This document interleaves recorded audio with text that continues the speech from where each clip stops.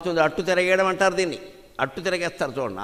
అట్లు వేసినప్పుడు అట్టు ఒకవైపు బాగా కాలుస్తారు, ఒక 5 నిమిషాలు ఎంతో. తర్వాత తిరగేస్తారు. తిరగేసాక అంత కాల్చారు, కానీ కొంత కాల్చాలి. హోటల్లో వేసే అట్లు దోశలు ఎలా ఉంటే రెండో వైపు కాల్చాడు, మన మొహం మీద కాలుస్తాడు. అందుకే దోశలు బాగుండవు, సరిగ్గా కాలం. ఎందుకని రెండో వైపు తిప్పే కూడా కొంత కాలాలి. అసలు కాలకపోతే అలాగా మీరు దోశలు వేసే చూడండి రైల్వే స్టేషన్లో అక్కడ ఒకవైపు ఇలా వేస్తాడు, తర్వాత ఇటు తిప్పేసి ఉల్లిపాయలు మశానం మల్లెపూడి మశానం అన్నీ వేస్తాడు. ఇప్పుడు టమోటాలు ఒక్కటే వేయట్లా ఖరీదని, ఇవన్నీ వేస్తాడు, మనకు తోసేస్తాడు. పచ్చిగా మిగిలింది, అది పచ్చిగా మిగిలింది. దాంట్లో అటువైపు కూడా కాలాలి. పూర్వం ఇంట్లో ఉండే ఆడవాళ్ళు ఏం చేసేవారంటే ఇవేదో కొద్దిగా వేసినా మళ్ళీ తిప్పి కాల్చేవారు దాన్ని. అటువైపు కాల్చాలి. ఆలోచన కూడా అంతే, అట్టు తిరగేయాలి. ఆలోచన బాగుంటుంది. అట్టు తిరగేశాడు.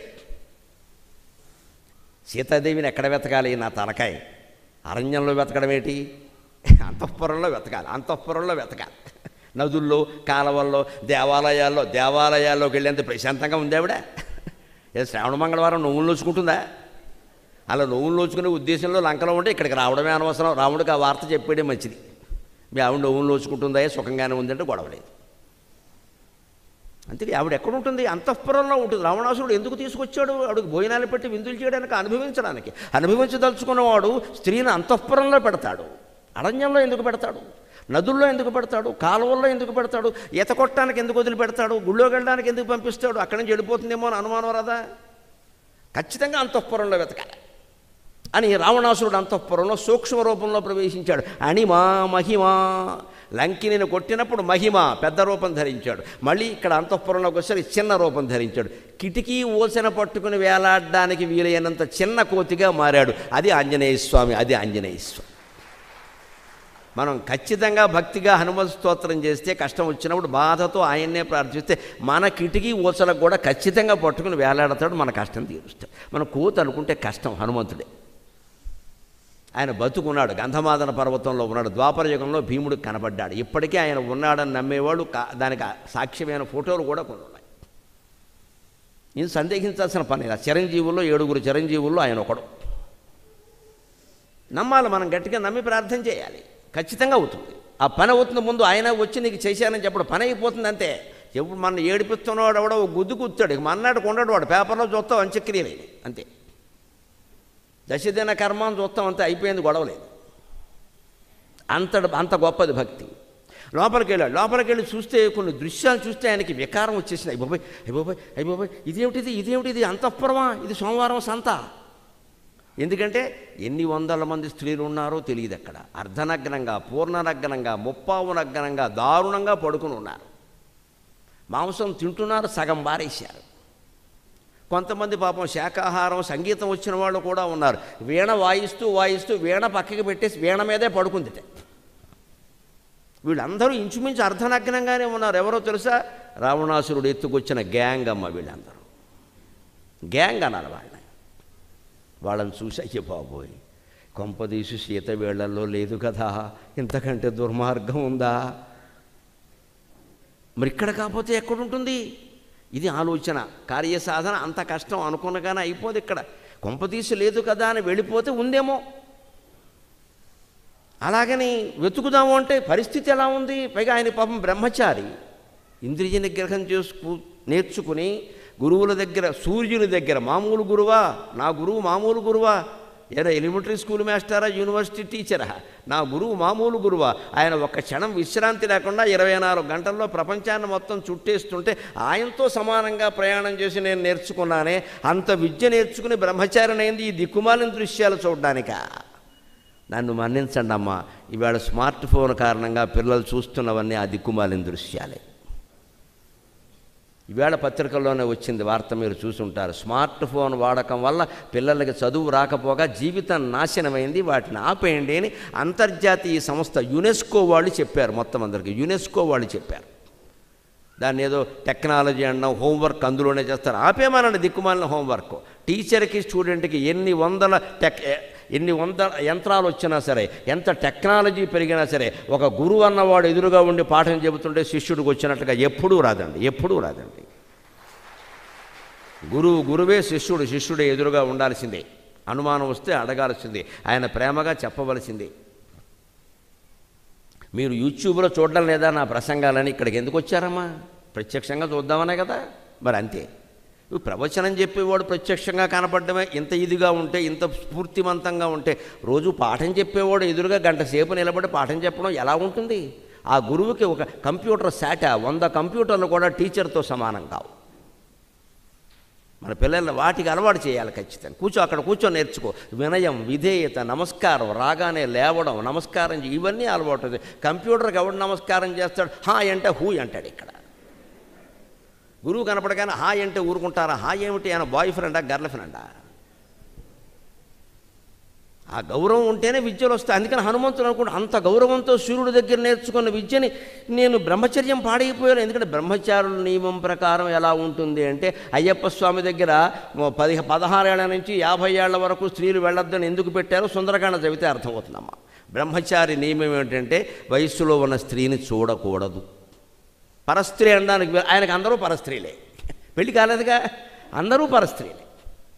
చూడకూడదు. ఎందుకంటే మనస్సు చెదిరిపోయే అవకాశం ఉంది. అయ్యప్ప స్వామికి చెదిరిపోతుందో అన్నది బ్రహ్మచారి అవతారం. ఆయన బ్రహ్మచర్యాన్ని మనం గౌరవించాలి. నాకు హక్కు లేదా అంటే 100 గుళ్ళు ఉన్నాయి, వెళ్ళవమ్మా, ఎవడొద్దన్నాడు? అక్కడ అక్కడికే వెళ్ళాలి. మూర్ఖత్వం అంటారు దాన్ని, అహంకారం అంటారు. ఇతర మతాల సంప్రదాయాల మీద మాట్లాడమన్నాడు, తోలు ఊడిపోతుందండి. హిందూ మతం లోకివైపోయిందండి అందరికీ. ఇక్కడ హిందూ మతం లోకివైపోయింది. మొత్తం అన్ని రకాల వామపక్ష భావాలు, పనికిమాలిన భావాలన్నీ హిందూ మతంలో చూపిస్తారండి. వాళ్ళ దగ్గర చూపించమనండి, వెళ్ళి నరికేస్తారు సాయంత్రానికి. మీ ఇష్టం వచ్చినట్టు చేస్తారు. ఇక్కడ హనుమంతుడు ఎందుకు? వాళ్ళకి ఇష్టదేవం చెతకొట్టేమని చెప్పడానికే. లేకపోతే ధర్మాలు నిలబడవండి. ఇక్కడ చట్టాలు అవుతాయండి. చట్టాలు ఎవరికి తెలియదండి. నిన్న కూడా ఒక తీర్పు వచ్చింది కదా, 2018లో ఎంపిక అయ్యాట. ఆ ఎంపిక ఇప్పుడు కుదరదని చెప్పాట. ఇప్పుడు మళ్ళీ ఎన్నికలు వచ్చాయి. ఇంకెందుకు తీర్పు? ఇంతవరకు ఆగుతాయండి. మన ధర్మాన్ని మనమే రక్షించుకోవాలి, మొహమాటమేలా. అది అందుకు మనకు సుందరకాండ, హనుమంతుడే ప్రేరణ. కనీసం మన నిరసన తెలియజేయవలసిందే. శాంతియుతంగానైనా ఒక 100 మంది ఇంటికి వెళ్ళి నిరసన తెలియజేయాల్సిందే. ఎందుకు మీరు హిందూ దేవతలకి వ్యతిరేకంగా మాట్లాడుతున్నారు, ఎందుకు ఇలాగా అని ఖచ్చితంగా దాన్ని హనుమంతుడు చేశాడు. ఎందుకంటే బ్రహ్మచారికి కొన్ని నియమాలు ఉంటాయి. అయ్యప్ప స్వామి అదే నియమం. మీరు ఎలా పెడతారు?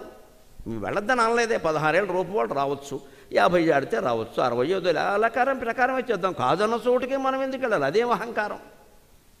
ఆ నియమాన్ని కొన్ని ఉత్తర దేశంలో కొన్ని దేవాలయాలు, కేరళలో ఒక ఆలయం ఉందండి, కేవలం మహిళలే పెడతారు, మగవాళ్ళు వెళ్ళరు. అసలు నేను విన్నాను, పేపర్లో చూశాను. మగవాళ్ళు వెళ్ళరు, ఎంట్రన్స్ లేదు. ఇప్పుడు మగవాళ్ళు అంతా స్ట్రైక్ చేస్తారా? అదేమిటది? రకరకాల సంప్రదాయాలు ఉంటాయి. ఆలయానికి మనం వెళ్ళినప్పుడు ఆలయ సంప్రదాయం మనం పాటించాలమ్మా. నేను చొక్కా విప్పనంటే కుదరదు, విప్పితేనే వెళ్ళి, లేకపోతే ఇంటికి పో, అంతే. నీకు ఇష్టం లేకపోతే మానే. దైవ దర్శనం నీ గురించి దేవుడి నియమాలు మారుస్తారా? అందుకని హనుమంతుడు ఏమనుకున్నాడంటే, నేను బ్రహ్మచారిని, అర్ధనగ్నంగా ఉన్న స్త్రీలను చూడకూడదు, అసలు పరస్త్రీని చూస్తేనే పక్కకి తిప్పుకోమని చెప్పారు మా శాస్త్రంలో. మొహం నాకు ఇదేమిటి కర్మ అని ఏమన్నా అంటే, మరి వెతక్క తప్పదు కదా. ఇది ఎప్పుడు ధర్మాన్ని పరిస్థితి నిర్ణయిస్తుంది, గ్రహస్థితులు నిర్ణయించవు. ధర్మాన్ని పరిస్థితులు నిర్ణయిస్తాయి. అందుకని ఏమనుకున్నాడంటే, పర్వాలేదు, నాకు వెతక్క తప్పదు కదా. మనోహిహేతు సర్వేషాం ఇంద్రియాణం ప్రవర్తనే శుభాశుభాస్వస్థాసు తచ్చమే సువ్యవస్థితం. మనోహిహేతు సర్వేషాం ఇంద్రియాణం ప్రవర్తనే శుభాశుభాస్వస్థాసు తచ్చమే సువ్యవస్థితం. ఎప్పుడు మనమేనా గుర్తుపెట్టుకోవాలి. ఒక్కోసారి మనకి ఇష్టం లేని పరిస్థితుల్లో గడపాల్సి వస్తుంది. రోడ్డు మీద పెడుతున్నాం, 100 రకాల బొమ్మలు కనిపిస్తాయి, మాటలు వినిపిస్తాయి. మన గురించి అన్నీ కట్టేస్తారా? మన మనస్సును మనం కట్టేసుకోవాలి. సుందరకాండ చెబుతున్నది అది. నీ మనస్సును కట్టేసుకో, నీ కళ్ళు మూసుకో, నీ చెవులు మూసుకో, వెళ్ళిపో. అవన్నీ మార్చేద్దామంటే నీ వల్ల అవుతుందా? మనోకి హేతు సర్వేషాం ఇంద్రియాణం ప్రవర్తనే. కాళ్ళు చేతులు కానీ, కళ్ళు ముక్కు కానీ ఎటు చూశాయి, ఏం వాసన చూశాయి, ఎటు కదిలే అనేది అంత ముఖ్యమైన విషయం కాదండి. మనస్సు వాటితో పాటు లీనమైందా, లగ్నమైందా? మనస్సు అందులో లగ్నం కాకపోతే, లీనం కాకపోతే, మనస్సు పవిత్రంగానే ఉంటే, మనం ఉండకూడని పరిస్థితుల్లో ఉన్నా పర్వాలేదు, ఆ పాపం మనకి రాదు. అది స్పష్టంగా సుందరకాండ. మనోకి హేతు సర్వేషాం ఇంద్రియాణం ప్రవర్తనే. అంచేత శుభాశుభాసు అవస్థాసు, శుభంలో కానీ అశుభంలో కానీ అవస్థల్లో తచ్చమే సువ్యవస్థితం. మనః సువ్యవస్థితం. నా మనస్సు మోస్ట్ కంట్రోల్డ్, సువ్యవస్థితం. నా మనస్సు నా చేతుల్లో ఉంది. ఈ స్త్రీలు ఎవరి మీద నాకు వేరే కాంక్షేది కరగడం లేదు. అటువంటిప్పుడు నేనెందుకు సిగ్గుపడాలి, వాళ్ళు సిగ్గుపడాలి కానీ ఈ స్థితిలో ఉన్నందుకు వాళ్ళు సిగ్గుపడాలి కానీ ఒక పని మీద వచ్చిన వాడిని, స్త్రీని వెతుకుతున్న వాడిని నేను స్త్రీలలో వెతకపోతే ముఠామే స్త్రీల్లో వెతకమంటావా? ఎక్కడ వెతుకుతాం? నేను వెతకాలి, నాకు తప్పదు. అందుకని నా దృష్టి వెతకడం మీద ఉంది కానీ వీళ్ళ అవయవ పరిశీలన మీద లేదు. నాకు ఆ కాంక్ష లేదు. అందుకని మన మనస్సులో కనుక కాంక్షల్ని జయించగలిగితే భౌతికంగా మనం వేరే పరిస్థితుల్లో ఉన్నా తప్పు లేదు. అలాగని పని కట్టుకుని వెళ్ళొద్దు, వెళ్ళకూడదు. వెళ్ళాల్సి వస్తుంది ఒక్కోసారి. జీవితంలో కొన్ని పరిణామాలు ఎలా ఉంటే తప్పది కానీ తప్పదది తప్పది కానీ తప్పదది, ఎంతటి వాడికైనా తప్పదు. ఆ పరిస్థితిలో ఏంటంటే అది ఎంతవరకు చేయాలో అంతవరకు మొహమాటంతో అలా చేసి బయటకు వచ్చేయడమే, అంతే. పరమేశ్వర తప్పే కానీ తప్పనిసరి అయింది, ఏం చేద్దాం? నన్ను ఏం చెయ్యకు, నేను కావాలని చేసి. ఎందుకంటే పై అధికారం ఉంటాడు, నువ్వు సంతకం పెట్టు లేకపోతే ఉద్యోగం పోతుంది అంటాడు. సంతకం పెట్టామనుకో అది అక్రమం, ఎవరికో కాంట్రాక్ట్ ఇచ్చేసారు అక్రమంగా. రేపొద్దున ఎవరో కోర్టుకి వెడతారు, గొడవలు అవుతాయి. ఎవరిని జైల్లో పెడతారండి? చరిత్ర నిరూపించిందమ్మా. ముఖ్యమంత్రులు వెళ్ళిపోయారు, మంత్రులు వెళ్ళిపోయారు, ఐఏఎస్ అధికారులు జైల్లో ఉన్నారమ్మా. కర్మగాలిపోయి సంతకాలు పెట్టిన పాపానికి. ముఖ్యమంత్రి గారు ఉన్నప్పుడు ఏమంటాడు? నేను చూసుకుంటా. నువ్వు చూసుకునేది నువ్వు ఉంటే కదా ఇక్కడ.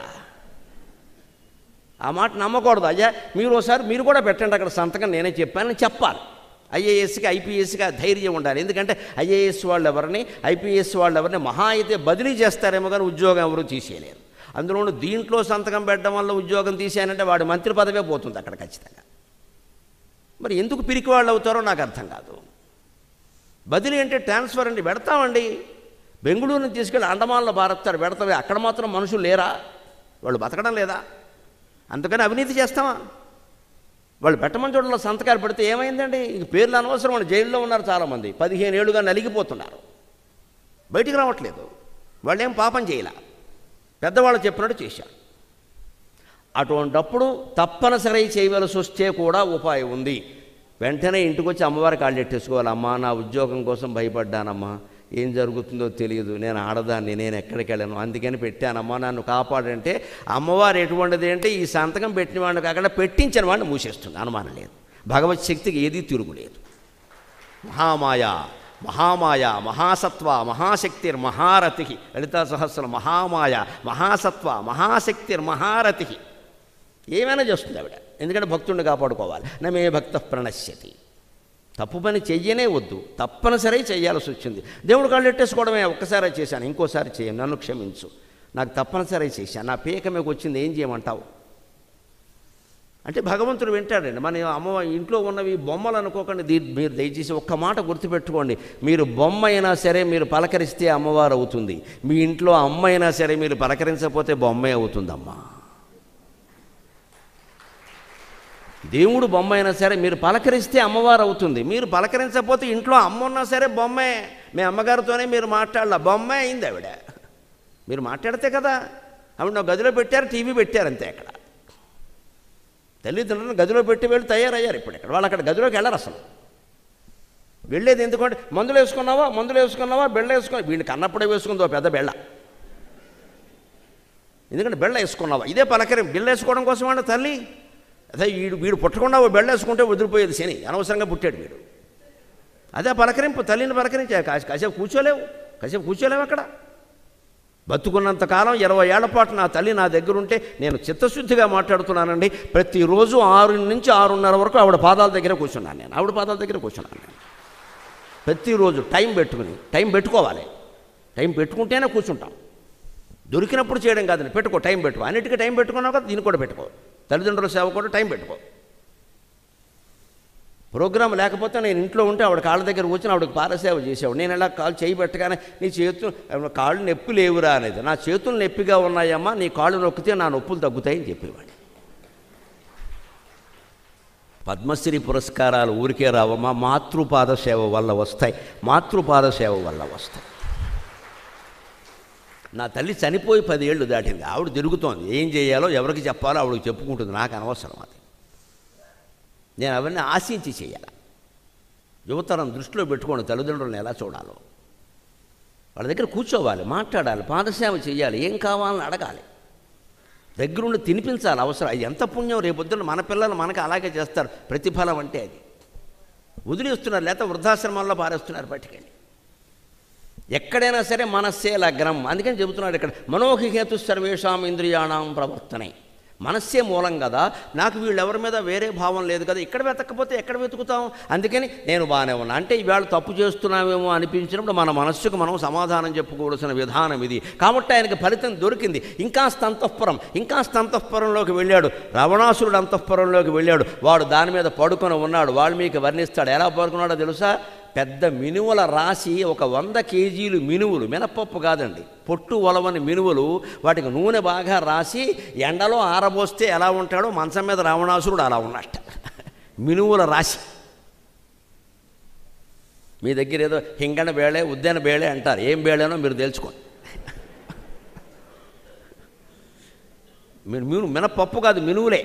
నల్లగా నూనె రాసి ఆరబెట్టేవారు పూర్వం. ఆ రాశి, మినువుల రాశి కనుక డాబా మీద ఆరపోస్తే చాప వేసి అవి ఎలా ఉంటాయో రావణాసురుడు అలా ఉన్నాడు. నల్లగా ఉన్నాడు కానీ మెరిసిపోతున్నాడు. ఆ పక్కనే ఒక స్త్రీ కనపడింది. అంతే, ఈయనకు ఆశ్చర్యం. ఎందుకంటే ఆవిడ తెల్లగా ఉంది, బంగారపు రంగులో మెరిసిపోతుంది. తెలుపు బంగారం కలిపిన రంగులో, మెజెంటా అంటారు, ఆ రకమైన రంగులో మెరిసిపోతుంది ఆవిడ. ఆశ్చర్యపోతున్నాడు. గౌరీం కనకవర్ణాభాం ఇష్టాం అంతఃపురేశ్వరీం, గౌరీం కనకవర్ణాభాం ఇష్టాం అంతఃపురేశ్వరీం, కపిర్మండోదరీం తత్ర శయానాం చారురూపిణీం. మన కావ్యాల్లో, పురాణాల్లో రాక్షస స్త్రీలకు కూడా మానవ స్త్రీలతో, దేవతా స్త్రీలతో సమానంగా స్థానం ఇచ్చి గౌరవించారండి. వాల్మీకి మండోదరుని ఎలా ప్రశంసిస్తున్నాడో చూడండి. గౌరీదేవిలో ఉందిట. హనుమంతుడు పొరపాటు పడ్డాడు, వాల్మీకి పడలేదు కదా, ఆయనకి తెలుసు కదా. కానీ వాల్మీకి ఎలా వర్ణిస్తున్నాడు అంటే గౌరీదేవిలో ఉందండి. కనకవర్ణాభాం, బంగారపు రంగులో మెరిసిపోతుంది. గౌరీ అంటేనే తెలుపు, కాళీ అంటే నలుపు. అమ్మవారు నలుపులోనూ ఉంటుంది, తెల్లగాను ఉంటుంది. కాళీ ఆవిడ ఎప్పుడు ఒకసారి పెళ్లి చేసుకున్నాక మన మధ్య గొడవల్లాగే వాళ్ళ మధ్య ఉంటాయి, తప్పదు. అందుకని అమ్మవారిని ఒకసారి ఆక్షేపించాడు. శివుడు తెల్లగా ఉంటాడు, అమ్మవారు నల్లగా ఉంటుంది. కాళీ నేను కాబట్టి చేసుకున్నాను, లేకపోతే నేను ఎవడు చేసుకుంటాడు అన్నట్టు. ఆయనకి సరదా పుట్టింది. మరి ఏ సరదా లేకపోతే దాంపత్యం అంటే ఆవిడ నన్ను నలుపంటావా, నేను తెల్లగా మారాక నీ దగ్గరికి వస్తా అని వెళ్ళిపోయింది. అని వెళ్ళిపోయి అమ్మవారు 10 ఏళ్ళు తపస్సు చేసింది. 10 ఏళ్ళు రంగు మారడానికే. బ్యూటీ క్లినిక్ లేవు, మరి ఏం చేద్దాం. 10 ఏళ్ళు తపస్సు చేసింది, తెల్లగా మారింది. అప్పుడు గౌరీ అయింది ఆవిడ. అది గౌరీ. అప్పుడు ఆ తపస్సు చేస్తుంటే ఒక పెద్ద పులి ఎక్కడి నుంచి వచ్చిందో తెలియదు, దానికే జన్మాంతర సుకృతం.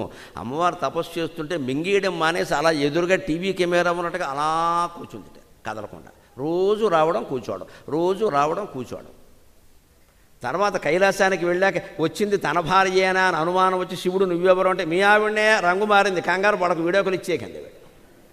ఏ అన్నావు కదా, ఆక్షేపించావు కదా నలుపని, నేను ఎలాగంటే అలాగే మారుతా. ఇవి నేను ఈ ఊరికి సరదా కన్నానంటే, సరదా కంటే అది అంతే, నా పట్టుదల అంతే, నేను మారే అని అప్పుడు సంతోషించి శివుడు నీకు వరం ఇస్తున్నా కోరుకో అన్నట్టు అమ్మవారు. అంటే ఆవిడ ఏం కోరింది తెలుసా?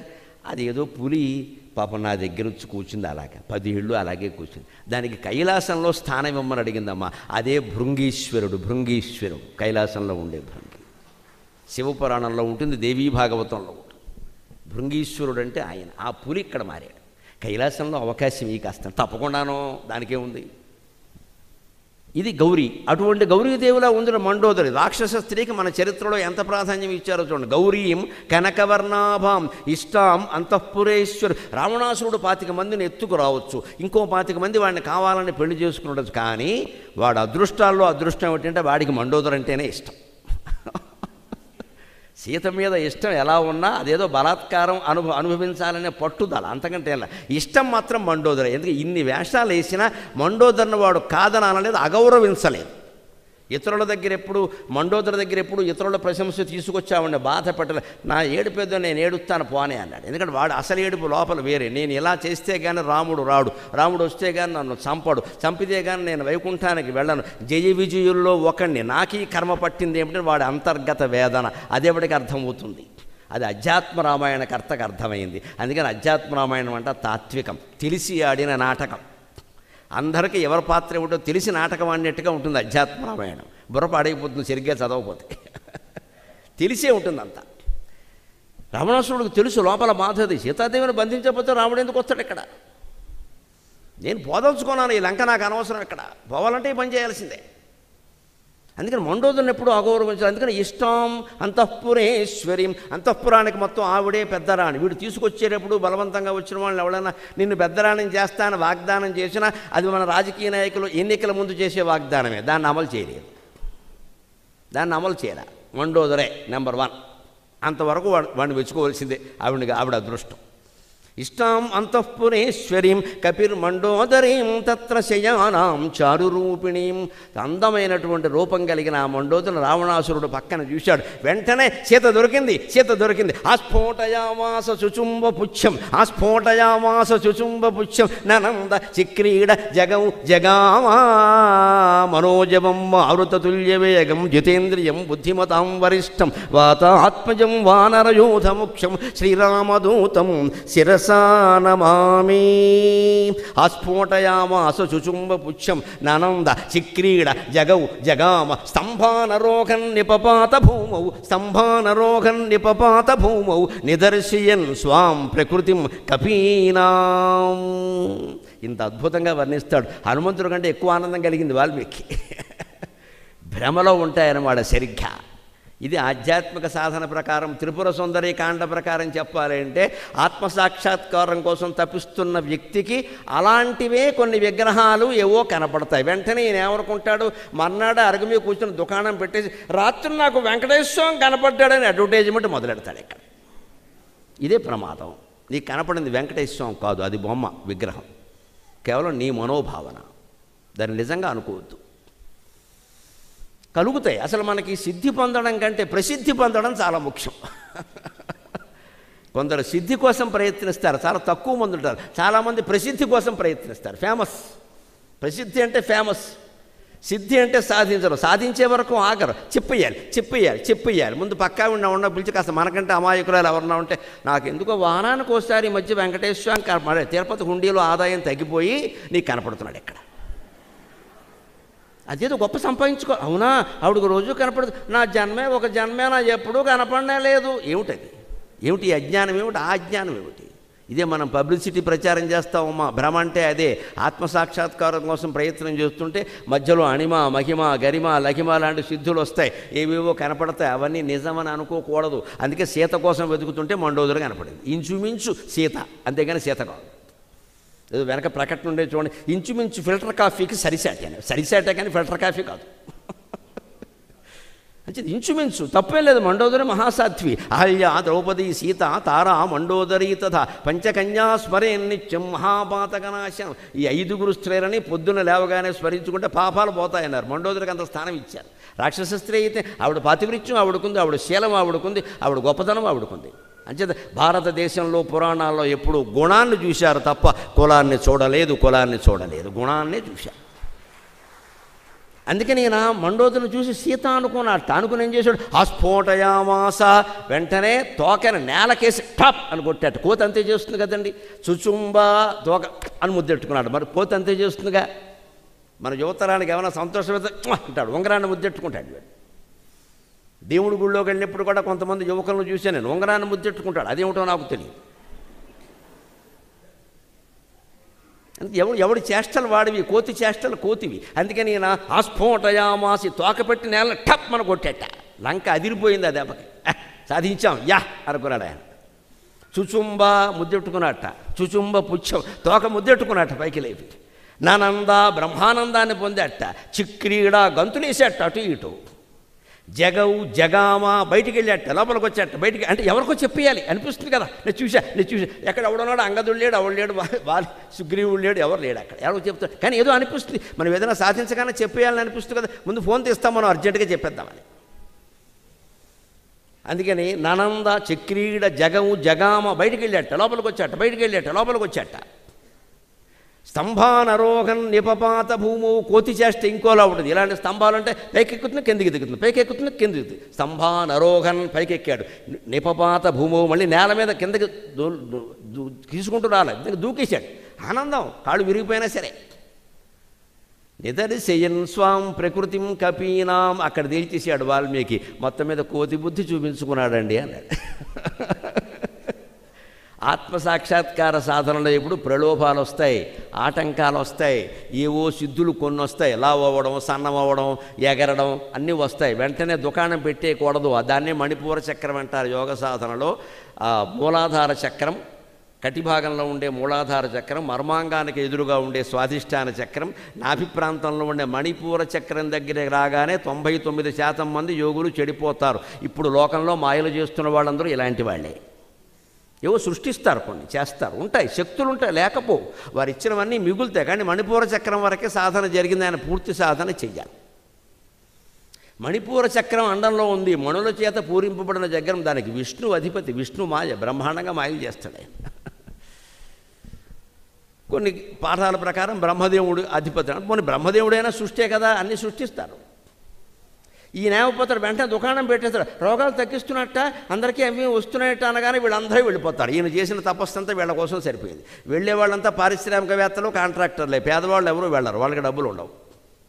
వాళ్ళ కోసం ఈయన ఏం చేయడు, వీళ్ళు ఎవరినో కాపాడడం కోసం చేస్తారు. కొన్నాళ్ళకి ఏమవుతుంది, ఈ తపస్సు తరిగిపోయి చివరికి ఆయనకే అనారోగ్యం వస్తుంది. అప్పుడు తపస్సు చేసుకునే శక్తి ఉండదు, నష్టపోతాడు మొత్తం అంతా. అది చెబుతున్నాడు యోగశాస్త్రం. అందుకే ఇది సుందరీకాండ, త్రిపుర సుందరీ సాధన. అందుకని పొరపాటు పడ్డాడు. కానీ ఏమిటి, కృంగిపోలా, కృషించిపోలా, తెలుసుకున్నాడు. కాసేపటికి చూశాక ఏ ఆలోచన, మళ్ళీ అట్టు తిరగేశాడు. నా బుద్ధి తగలయ్యా, ఈవిడ నిజంగా సీతాదేవి అయితే రావణాసురుడు పక్కలో ఎందుకు పడుకుంటుంది? ఒకవేళ పడుకుంటే నేనెందుకు ఇక్కడికి రావడం, ఇంకా పని లేక. అంటే ఆవిడ ఇష్టపడింది అన్నట్టే కదా, ఇంక నేనెందుకు రావడం? పైగా ఈ మాట పట్టుకెళ్ళి రాముడికి చెబితే చచ్చిపోతాడు ఆయన, ఎంత ప్రేమిస్తున్నాడు. అగ్నిపర్వతంలా జ్వలించిపోతున్నాడు విరహంతుడు. నా సీత, నా సీత, నా సీత, సీత కోసం పంచభూతాలని కలగుండు చేస్తానంటాడు. ఇంత ప్రేమికుడు ఎక్కడా దొరకడే. అటువంటి ప్రేమికుడు ఉండగా ఈవిడ ఇలా చేసింది ఏంటి? ఇక నేనెందుకు ఇక్కడ ఉండడం, వెతకడం, ఆయనకి చెప్పడం, మళ్ళీ పని లేక అని ఒక్కసారిగా నిరాశ ఆవరించింది. దాని నుంచి ఎలా కోరుకున్నాడు? నిరాశ ఆవరించగానే ఆయన ఏమన్నాడో తెలుసా? లేదు, సీత అలాంటిది కాదు. అలాంటిదైతే రామచంద్రమూర్తి నాకు చెప్పడు, నేనే చూస్తానన్న నమ్మకంతో ఉంగరం కూడా ఇచ్చి పంపించాడు మహానుభావుడు. తప్పుడు ప్రవర్తన ఉండే భార్య గురించి ఏ భర్త అయినా అలా చెబుతాడా? భర్త గురించి భార్య అలా చెబుతుందా? లేదు, ఈవిడ సీత కాదు అని మళ్ళీ ఉత్సాహం తెచ్చుకున్నాడు. అని అప్పుడు ఆశ్చర్యపోయాడు. ఏమిటి, వీడి ఒళ్ళు బంగారంగాను, ఇంత చక్కని భార్యను పెట్టుకుని, ఇంత సౌశీల్యవతి పెట్టుకుని, సీతాదేవి అని నేను పొరపడే భార్యను పెట్టుకుని గౌరీదేవిలా కనిపిస్తున్నామంటే పెట్టుకుని వీడికి పరస్త్రీల గోళ ఏమిటి, ఆ చావు కోసం తప్పితే అనుకున్నాడు.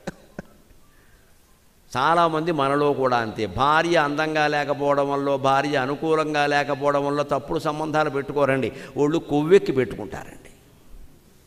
దానికి సమర్థన ఏం చెబుతారంటే, మా ఇంట్లో వాళ్ళు నాకు కొంచెం అనుకూలంగా ఉండరు. అబ్బా, వాళ్ళు అంటే ఎంతమంది ఉన్నారో ఇక్కడ. నువ్వు ఉన్నావు ఆవిడకి అనుకూలంగా లేకపోతే వంకర సంబంధం పెట్టుకుంటావా? ఇదివరకు ఈ మాట మగవాళ్ళు ఎరేరమ్మ, నన్ను మన్నింతులు కాక 10 ఏళ్ల బట్టి ఆడాళ్ళు కూడా మొదలెట్టారు. వేషాలన్నీ వేయడమును. మా ఆయన ప్రేమగా చూడ్డం, వాడెవడో చూశాడు, వీడిని 20 ఏళ్ళు కాపురం చేసిన వీడు చూడ, వాడెవడో గొట్టంగాడు చూస్తాడు నేను ప్రేమగా. ఈయన ప్రేమగా చూడలేదు, వాడెవడో నచ్చాడు, వాడు ముందే అమ్మేస్తాడు బయటికి పట్టుకెళ్ళి. 2 రోజులు బాగా చూస్తాడు, 6 నెలలు బాగా చూస్తాడు. తర్వాత ఏమంటాడు, నువ్వు నాతో వచ్చావంటే ఎంతమందితో పోయావు అంటాడు. నమశివాయ, పాపం క్షమించు కాక. ఏమైంది, పెనం మించి పొయ్యిలో పడినట్టు అయింది వ్యవహారం. ఇదివరకు పెనం మీద ఉన్నాం, పెనం మీద ఉంటే ఓసారి ఇలా తిప్పుతారు, పొయ్యిలో పడేమనుకో మొత్తం కలిపోతాం. 2వ సంవత్సరం అంటే అంతే. అంచేది విడాకులు తీసుకునేటప్పుడే ఆలోచించాలి. మరో నిర్ణయం తీసుకోకుండా ఉండే మధ్య ఆ పిల్లనో పెట్టుకుని అలా కాలక్షేపం చేస్తే వాళ్ళైనా గుర్తిస్తారు ఆ త్యాగాన్ని. మా అమ్మ నా కోసం ఉండిపోయింది, మా నాన్నగారు నా కోసం ఉండిపోయారు అనుకుంటారు. ఆ త్యాగం వాళ్ళకి, ఆ సేవ వాళ్ళకైనా ఉండే. మనం ఇంకోళ్ళని ఎంపిక చేసుకున్నామంటే అటు ఉండదు ఇటు ఉండదు, మొత్తం దెబ్బే. అంచేతను అనుకున్నాడు, ఇంత మంచి భార్యను పెట్టుకుని ఇలా చేసేయడేమిటి అని. అప్పటికి నీరసం వచ్చింది. ఏమిటో లోకంలో మానవులందరూ ఇంతేనా, రామచంద్రమూర్తి లాంటి వాడు ఒక్కడూ కనపడ్డా, ఇప్పుడు నేను సీత దొరకలేదని ఎలా చెప్పను ఇక్కడ అని నిర్వేదానికి లోనయ్యాడు. మళ్ళీ ఉత్సాహం చేసుకున్నాడు, ఈవిడ సీత కాదు, అది ఖాయం. కాబట్టి నేను నీరసం పడాల్సిన పని ఏం లేదు ఇక్కడ. అనిర్వేద శ్రియో మూలం అనిర్వేద పరం సుఖం అనిర్వేదో హి సతతం సర్వార్థేషు ప్రవర్తక. యావత్తు జనానికి ఉపయోగపడే మాట. అనిర్వేద అంటే నిర్వేదం లేని స్థితి, ఉత్సాహం అని అర్థం. ఒక్క మాటలో ఉత్సాహం శ్రేయో మూలం. మనకి సంపదలు రావాలి అంటే ఉత్సాహంగా పనిచేయాలి. అనిర్వేద శ్రేయోమూలం, అనిర్వేద పరం సుఖం. ఉత్సాహాన్ని మించిన సుఖం లేదు. ఒకవేళ జ్వరం ఉన్నా సరే, 104 డిగ్రీలు జ్వరం ఉన్నా సరే ఉండనియండి, అలాగే మంచం మీద ఏడుస్తూ పడుకోకుండా. కొంతమంది 100 డిగ్రీలకే తట్టుకోలేరు, 99కి కూడా తట్టుకోలేరు. స్నానం కూడా మానేశారు సరే, వేరే విషయం అది. దుప్పటి ముసుగెట్టించి ముఖం తీస్తే మనకు కూడా రోగం వచ్చేలా కూర్చోవడం అక్కడ. అంత నిరుత్సాహం పని లేదు. 99, 100 తట్టుకోవచ్చు, 102, 104 వస్తే వేరు.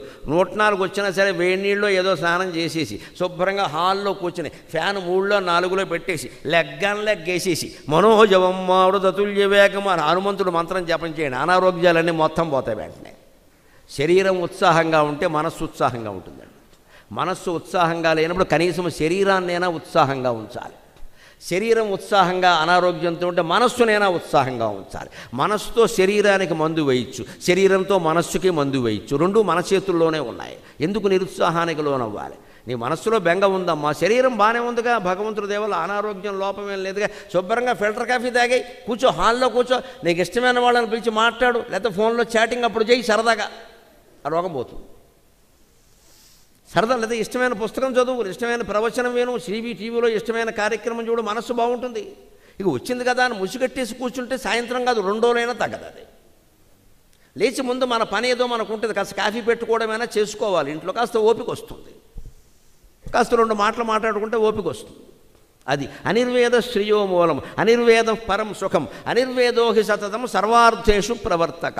ఈ అనిర్వేదం అంటే ఉత్సాహం అనేది ఉందే, సతతం ఎప్పుడు, సర్వార్థేషు ప్రవర్తక, అన్నిట్లోనూ ఇదే ఉండాలి అన్నాడు. మళ్ళీ వెతికాడు, అంతఃపురం అంతా వెతికాడు, మళ్ళీ తోటలన్నీ వెతికాడు, ఊళ్ళన్నీ వెతికాడు. విభీషణుడు మందిరం సహా అనేక మందిరాలు గాలించేశాడు, చిన్న కోతిగా మారి కిటికీలోంచి కూడా చూశాడు. అప్పట్లో కిటికీలు ఎలా ఉండేవో తెలుసా, చూడగలిగాడు. అప్పట్లో కిటికీలు ఎలా ఉండేవంటే ఊసలు ఉండవు, గవాక్షం అంటారు కిటికీని. ప్రాచీన కావ్య భాషలో గవాక్షం అంటారు. గవాక్షం అంటే గో ప్లస్ అక్షం, ఆవు కన్ను. ఆవుకి మన నాగరికతకి అంత సంబంధం ఉంది. ఆవు కన్ను ఏ ఆకారంలో ఉంటుందో కిటికీ అలా పెట్టేవారు. దానికి ఊసలు ఉండవు, దాంట్లోంచి గాలి వస్తుంది, వెలుతురు వస్తుంది. ఎప్పుడైనా వర్షం వస్తుంది అంటే అడ్డంగా ఏదో పెట్టేవాళ్ళు అంతే. అలా కాబట్టి ఆరోగ్యాలు బాగున్నాయి. మనం ఇవాళ గోడ బదులు కొట్టాం, 3 ప్యానెల్ కిటికీ పెట్టాం, దానికి తలుపులు పెట్టాం, దోమల తలుపు పెట్టాం, ఊసలు పెట్టాం, పెద్ద తెర వేసాం, రోగం తెచ్చుకున్నాం. ఇవన్నీ పెట్టేటప్పుడు అసలు గోడ పగల కొట్టకుండా ఉంటే మంచిది కదా. ఎందుకు ఇవన్నీ? పైగా వాస్తు ప్రకారం కట్టాం. వాస్తు ఎందుకు చెప్పారు? కిటికీలు తెరవాలని పెట్టమని. లేదా కిటికీ ఎందుకమ్మా ఆలోచించండి. 4 అంటే 4 పెట్టామండి. నువ్వు 4 పెట్టావా 40 పెట్టావా ముఖ్యం కదమ్మా, 4 తెరవాలి. చలిగాలు వేసింది మూసుకో, వేడిగాలు వచ్చింది మూసుకో, వర్షం వచ్చింది మూసుకో, మిగిలినప్పుడు తెలవాలి. అబ్బాయి మొత్తం మూసేయడమే. పైగా మామూలుగా దోమలు రాకుండా ఒకటిసారి బాగానే ఉంది, దానికి దోమల తలుపు ఉన్నప్పుడు కిటికీలు తెరవాలండి. 3 కిటికీలు తెరవాల్సింది. దోమల తలుపు ఉంది కదా, అప్పటికి కూడా భయం అయితే ఎలాగా? అబ్బాయి ఏదో వచ్చేస్తుంది మొత్తం మూసేస్తే అనారోగ్యాలు వచ్చాయి అక్కడ, గాలి వెలుతురు లేక. 3వ అంతస్తులో, 4వ అంతస్తులో, 5వ అంతస్తులో ఉంటారు. అన్ని కిటికీలు మూసేస్తారు. పెద్ద శని అంటే ఇది ఏలినాడు శని. 5వ అంతస్తులో నువ్వు ఎందుకున్నావు? ఇక్కడ కిటికీలు తెరుచుకోవాలి, బ్రహ్మాండమైన గాలి వస్తుంది, స్వచ్ఛమైన గాలి వస్తుంది. అన్ని కిటికీలు తెరు, దోమల తలుపు ఉంది కదా పెట్టుకో. రానివ్వరండి, మొత్తం మూసేసి సగం దొంగల భయం, సగం దోమల భయం. జీవితం అంతా భయం లేని రోజు ఒక్కటి కూడా లేదు ఇక్కడ.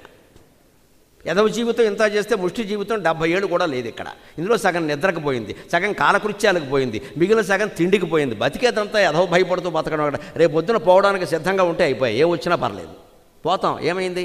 ఉన్నప్పుడు కూడా సుఖపడరా?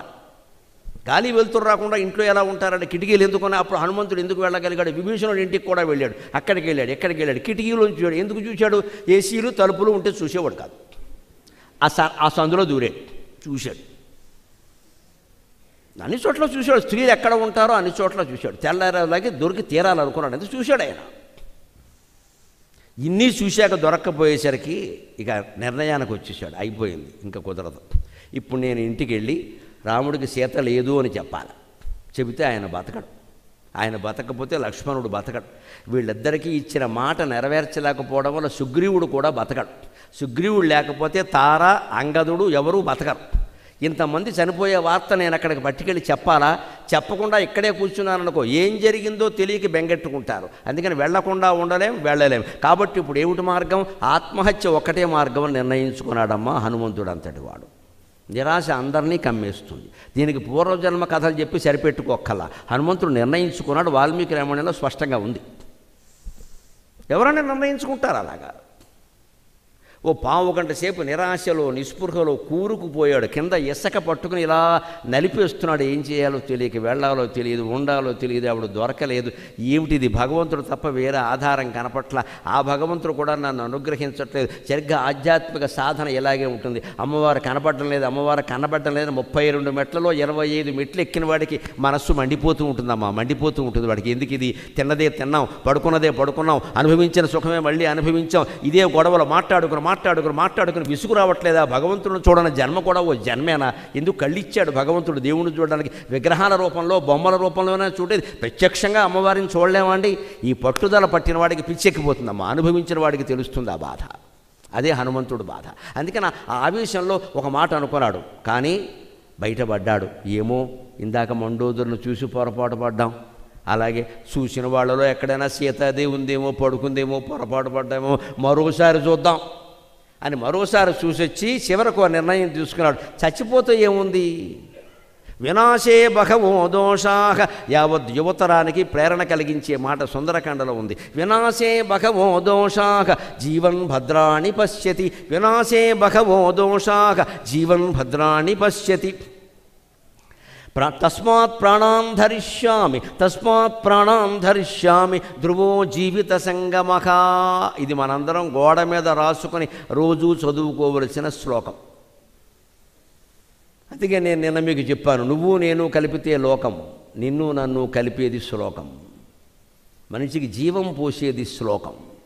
ఇది జీవం పోస్తుంది. జీవన్ భద్రాణి పశ్యతి బాగా ప్రసిద్ధమైన మాట. సంస్కృతంలో చాలామంది పండితులు ఉపన్యాసాల్లో వాడతారు. అది ఎక్కడిది అంటే రామాయణం సుందరకాండలోది. వినాశే బహవో దోషాః.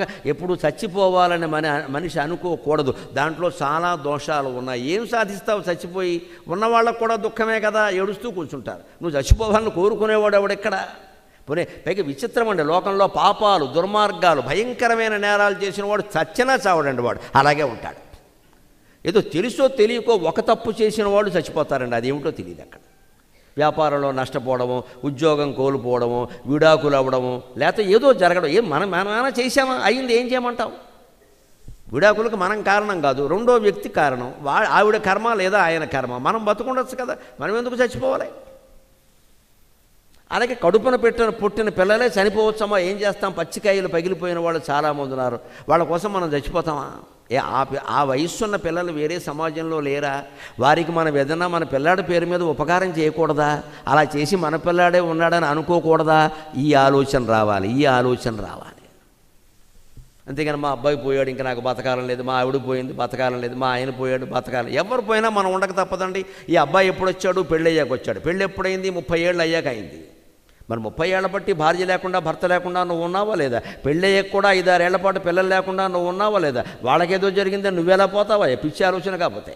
అది హనుమంతుడు చెబుతున్నది. వినాశే బహవో దోషాః. చచ్చిపోతే ఏమీ లేదు ఇక్కడ, మంచి లేదు, చెడ్డ లేదు. రేపు పొద్దున్న ఏదైనా శుభం జరుగుతుందంటే చూడడానికి ఎవడన్నా ఉండాలా వద్దా? జీవన్ భద్రాణి పశ్యతి. జీవించి ఉంటే మన వల్ల కాకపోయినా ఇంకోటి వల్లైనా ఆ శుభం సాధించబడుతుంది. మనం చూస్తాం, కళ్ళతో ఆనందిస్తాం.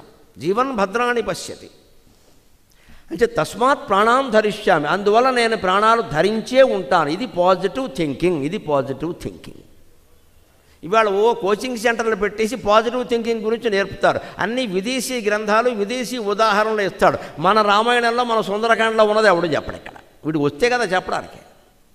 రాబర్ట్ జాన్సన్ ఆగ్నేయ ఆసియాలో ఇలా ఎవడా జాన్సన్, మనకి ఎందుకు ఇక్కడ లేము. జాన్సన్ అంటే సబ్బు. పనికిమాలిన ఉదాహరణలు ఎక్కడో ఆస్ట్రేలియా, అండమా, ఎక్కడ ఇవ్వండి, అమెజాన్, మనకెందుకండి? ఆ విదేశీ పుస్తకాలు చదవడం, అవే చెప్పడం. ఇక్కడ యువతరానికి ప్రేరణ కలగదు. మన పురాణాలు, మన చరిత్ర, వీలైతే మన సమాజంలో ఉన్న వ్యక్తులనే చెప్పచ్చండి. పత్రికల్లో వస్తున్నాయి బోళ్ళు మందివి. ఇగోనయ్యా ఫలానా వాడికి ఇంత కష్టం వచ్చింది, అయినా బతుకున్నాడు. కావాలంటే పత్రికలో వచ్చింది, ఆదివారం పుస్తకంలో వచ్చింది, చదువుకోండి. చదువుకోడా ప్రత్యక్ష ఉదాహరణ. అలా చెయ్యాలి. మన పెద్దవాళ్ళు చేయవలసిన పని. ప్రాణాం తస్మాత్ ప్రాణాం ధరిష్యామి. ధ్రువో జీవిత సంగమ. అందువల్ల ఖచ్చితంగా నాకు జీవితం బతుకుంటే సంగమం కలవడం అనేది జరుగుతుంది. సీతాదేవిని నేను చూస్తాను, సీతారాములు కలిసి ఉంటారు అనుకోగానే ఆయన చేసిన ధ్యానం ఇంకా ఏమి చెయ్యాలో చేతకాక పాత్రం తన ఇష్టదైవాన్ని ధ్యానం చేస్తూ ఉండిపోయాడండి. జయత్యతిబలో రామో లక్ష్మణశ్చ మహాబలగ రాజా జయతు సుగ్రీవో రాఘవేణాభిపాలిత. జయత్యతిబలో రామో లక్ష్మణశ్చ మహాబలగ రాజా జయతు సుగ్రీవో రాఘవేణాభిపాలిత.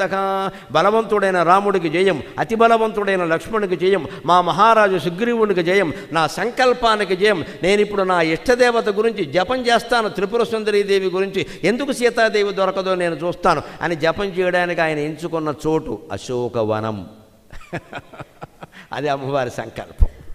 తిరిగి అశోకవనంలోకి వచ్చాడు. అక్కడే జపం చేశాడు. అక్కడ చేసి ఒక అరగంట 45 నిమిషాలు అయ్యాక ఆయన కళ్ళు తెరిచాడు. ఎదురుగా శింశుపా వృక్షం కింద ఒక స్త్రీ కూర్చొని ఉంది. ఆశ్చర్యపోయాడు. తాం స్మృతిమివ దిగ్ధాంగీం బుద్ధిం నిపతితామివ విద్యాం ప్రతిపదీమివ ప్రజ్ఞాం ప్రతిహతామివ విహతామివ చ శ్రద్ధాం ఆశాం ప్రతిహతామివ సోపసర్గాం యథా సిద్ధిం బుద్ధిం సకలుషామివ. అమ్మవారు కనపడింది. ఎలా ఉందో వర్ణిస్తున్నాడు వాల్మీకి. నిరాశ నుంచి ఆశకి రావడం అంటే ఇది. అందుకని సుందరకాండ చదవండి, పనులు అవుతాయి అన్నారు. ఇలా చదవాలి, అర్థం తెలుసుకుంటూ చదవాలి, అనుభూతి చెందుతూ చదవాలి. 68 సర్గలు, 2811 శ్లోకాలు.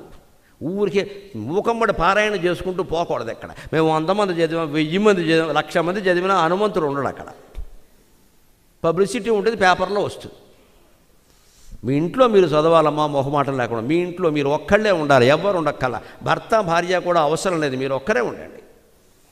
చిత్తశుద్ధిగా చదవండి. వాల్మీకి రామాయణం మహానుభావుడు, మహామహోపాధ్యాయ, పద్మశ్రీ పురస్కార గ్రహీత, నాకు గురుతుల్యులు పుల్లెల శ్రీరామచంద్రుడు గారు మొత్తం రామాయణంలో ఎన్ని కాండలు ఉన్నాయో అన్నీ ప్రతిపదార్థం తాత్పర్యంతో సహా రాశారు. దొరుకుతున్నాయి, మార్కెట్లో దొరుకుతున్నాయి. ప్రతిపదార్థం తాత్పర్యం సుందరకాండ సహా.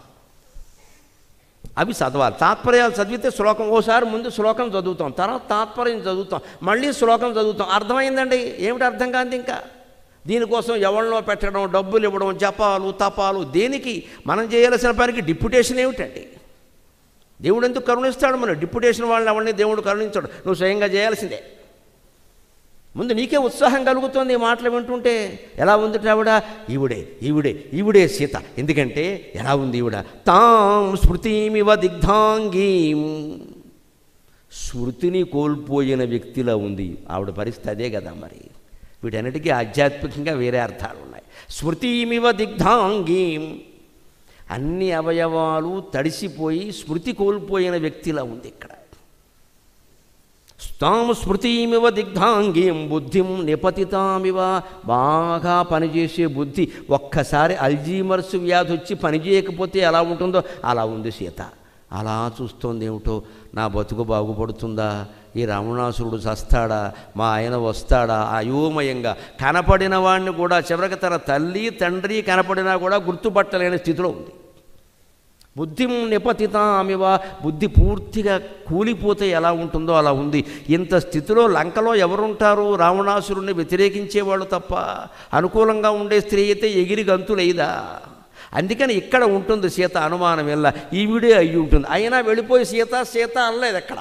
అదే పొరపాటు. గంతులేయకూడదు, తేల్చుకోవాలి. అవకాశం వచ్చింది కాబట్టి లలితా పరాశక్తితో పోల్చి, ఆధ్యాత్మిక సాధనతో పోల్చి వాల్మీకి వర్ణిస్తున్నాడు ఇక్కడ. తాం స్మృతిమివ దిగ్ధాంగీం బుద్ధిం నిపతితామివ విద్యాం ప్రతిపదీమివ. పాఠ్యమి నాడు మొదలుపెట్టిన విద్యలా ఉంది. మన సంప్రదాయం ప్రకారం పాఠ్యమి నాడు విద్యాభ్యాసం మొదలుపెట్టకూడదు. శుక్లపాఠ్యమి, కృష్ణపాఠ్యమి రెండూ పనికిరావు. వేదం తెలిసిన వాళ్ళు ఎవరు వేద విద్యను పాఠ్యమి నాడు మొదలుపెట్టి చెప్పరు. ఎందుకంటే ఒక్కొక్క తిథికి ఒక్కొక్క అధిదేవత ఉన్నాడు. పాఠ్యమికి అధిదేవత అగ్ని. అగ్ని తిథి నాడు వేదాభ్యాసం మొదలు పెడితే అయిపోతాడు, ఉండడు ఎక్కడ. అది అగ్ని తిథి. అందుకని వేద పండితులు, జ్యోతిష్శాస్త్రవేత్తలు తెలిసిన వాళ్ళు పాఠ్యమి నాడు ఎప్పుడు బళ్ళు చేర్పించమని చెప్పరు. ఆ తిథి చూసుకోవాలి. సంప్రదాయాలు ఊరికే పుట్ట. ఒక్కొక్క తిథికి ఒక్కొక్క అధిదేవత ఉన్నాడు. అలాగే విధియ తిథికి ఇందాక చెప్పాను, అశ్విని దేవతలు అధిపతులు. చతుర్దశి తిథికి శివుడు అధిపతి సాక్షాత్తు. మాస చతుర్దశి, మాస శివరాత్రి వస్తుంది. అలాగే ఒక్కొక్క తిథికి ఒక్కొక్కరు అధిపతి. అందుకని మీరు ముహూర్తాలు పెట్టమని వెళ్ళినప్పుడు వాళ్ళేం వెర్రివాళ్ళు కాదు, పనిని బట్టి ముహూర్తం పెడతారు అక్కడ. పనిని బట్టి నవమి ఉంది, ప్రయాణానికి పనికిరాదు, పెళ్ళికి పనికొస్తుంది. పెళ్ళికి పనికొస్తుంది, పెళ్లి చూపులకు పనికొస్తుంది, తాంబూలాలకు పనికొస్తుంది, పెళ్ళి ప్రయాణానికి పనికిరాదు. నవం ప్రయాణానికే పనికిరాదు. ఎందుకంటే ఆ తిథికి అధిదేవత దాని లెక్కను బట్టి ఉంటాయి. కుజుడు అధిదేవతగా ఉన్నాడు అంటే ప్రయాణం చేస్తే ప్రమాదాలు ఎక్కువ అవుతాయి. కుజుడు అంటే అంగారకుడు. మీకు ఇంకో ఆశ్చర్యకరమైన విషయం పత్రికల్లో కూడా వచ్చినమాట. దేశంలో జరిగే రోడ్డు ప్రమాదాల్లో ఎక్కువ భాగం మంగళవారం జరుగుతాయి. మంగళవారం నాడు కుజుడు అధిపతి. మంగళం అంటే కుజుడే. అంచేది మంగళవారం నాడు తప్పనిసరి పని ఉంటేనే బండేసికి వెళ్ళాలి, లేకపోతే వెళ్ళకపోవడం మంచిది. మంగళవారం వెళ్ళొద్దని కూడా చెబుతూ ఉంటారు. ఈ నమ్మకాలు పిచ్చి నమ్మకాలు కాదండి, అన్నీ అలా కొట్టిపారేయకూడదు. అక్కడ మంగళవారానికి కుజుడు అధిపతి. ఆయన ప్రభావం భూమండలం మీద ఎక్కువ ఉంటుంది. వీడు లెఫ్ట్ తిప్పేది రైట్ తిప్పేస్తాడు బండి, అంతే. ఎవడో గుద్దేస్తాడు.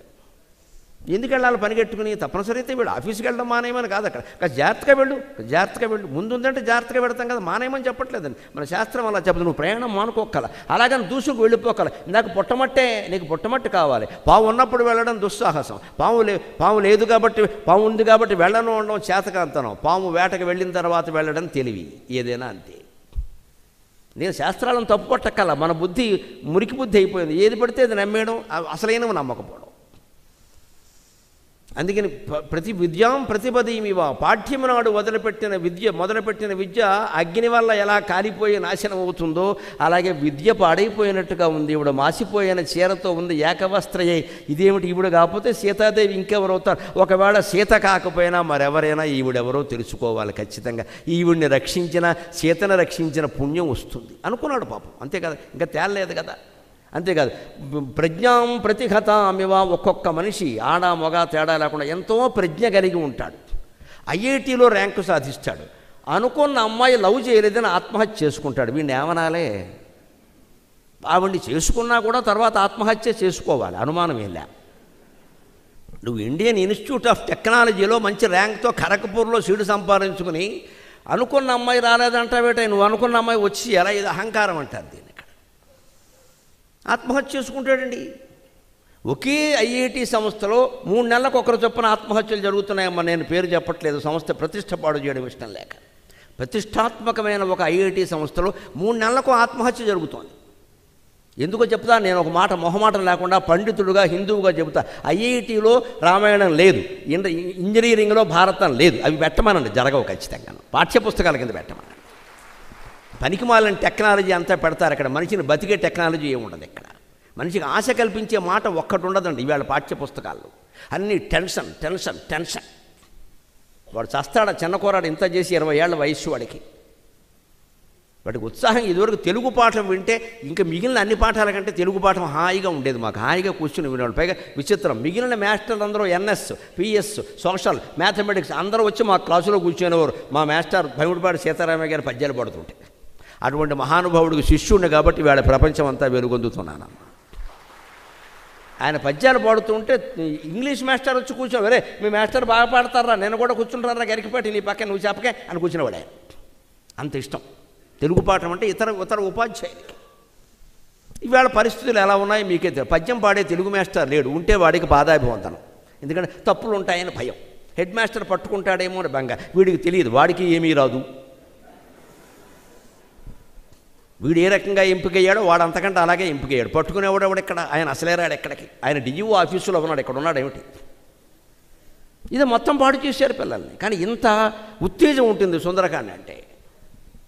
అందుకని విద్యాం ప్రతిపదీమివ, ప్రాజ్యం నాడు వదిలిపెట్టిన విద్య. అలాగే ప్రజ్ఞాం ప్రతిహతామివ, ఐఐటీలో ర్యాంకు సాధించినటువంటి ప్రజ్ఞావంతుడికి ఏమైపోయింది? బుద్ధి కాలిపోయింది.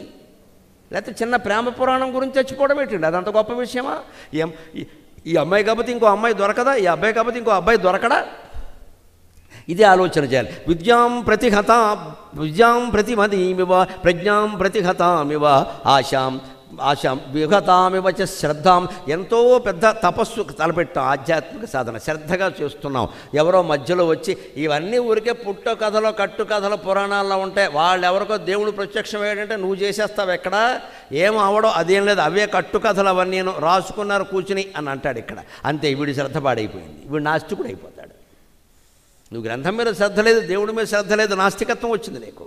శ్రద్ధాం ప్రతి విహతామివ చ శ్రద్ధాం, అంతేకాదు ఆశాం ప్రతిహతామివ, ఎంతో ఆశ పెట్టుకున్నాం, ఎంతో ప్రయత్నం చేసాం, దానికోసం లక్షలు ఖర్చు పెట్టాం, చివరికి ఆ పని కాలేదు. అప్పుడు కోల్పోయిన ఆశలా ఉందట. సీతాదేవిని వర్ణించడానికి ఈ మాటలు ఏమిటండి? మనిషి నిరాశ నుంచి బయటపడడం కోసం. మరో కవి ఎవడన్నా అయితే ఆవిడ కళ్ళు తామర పువ్వుల్లా ఉన్నాయి, కంఠమేమో శంఖంలా ఉంది, గోళ్ళు ఏమో నక్షత్రాల్లో ఉన్నాయని పనికిమాలిన వర్ణం చేసేవాడు. వాల్మీకి కాబట్టి అది చేయట్లా.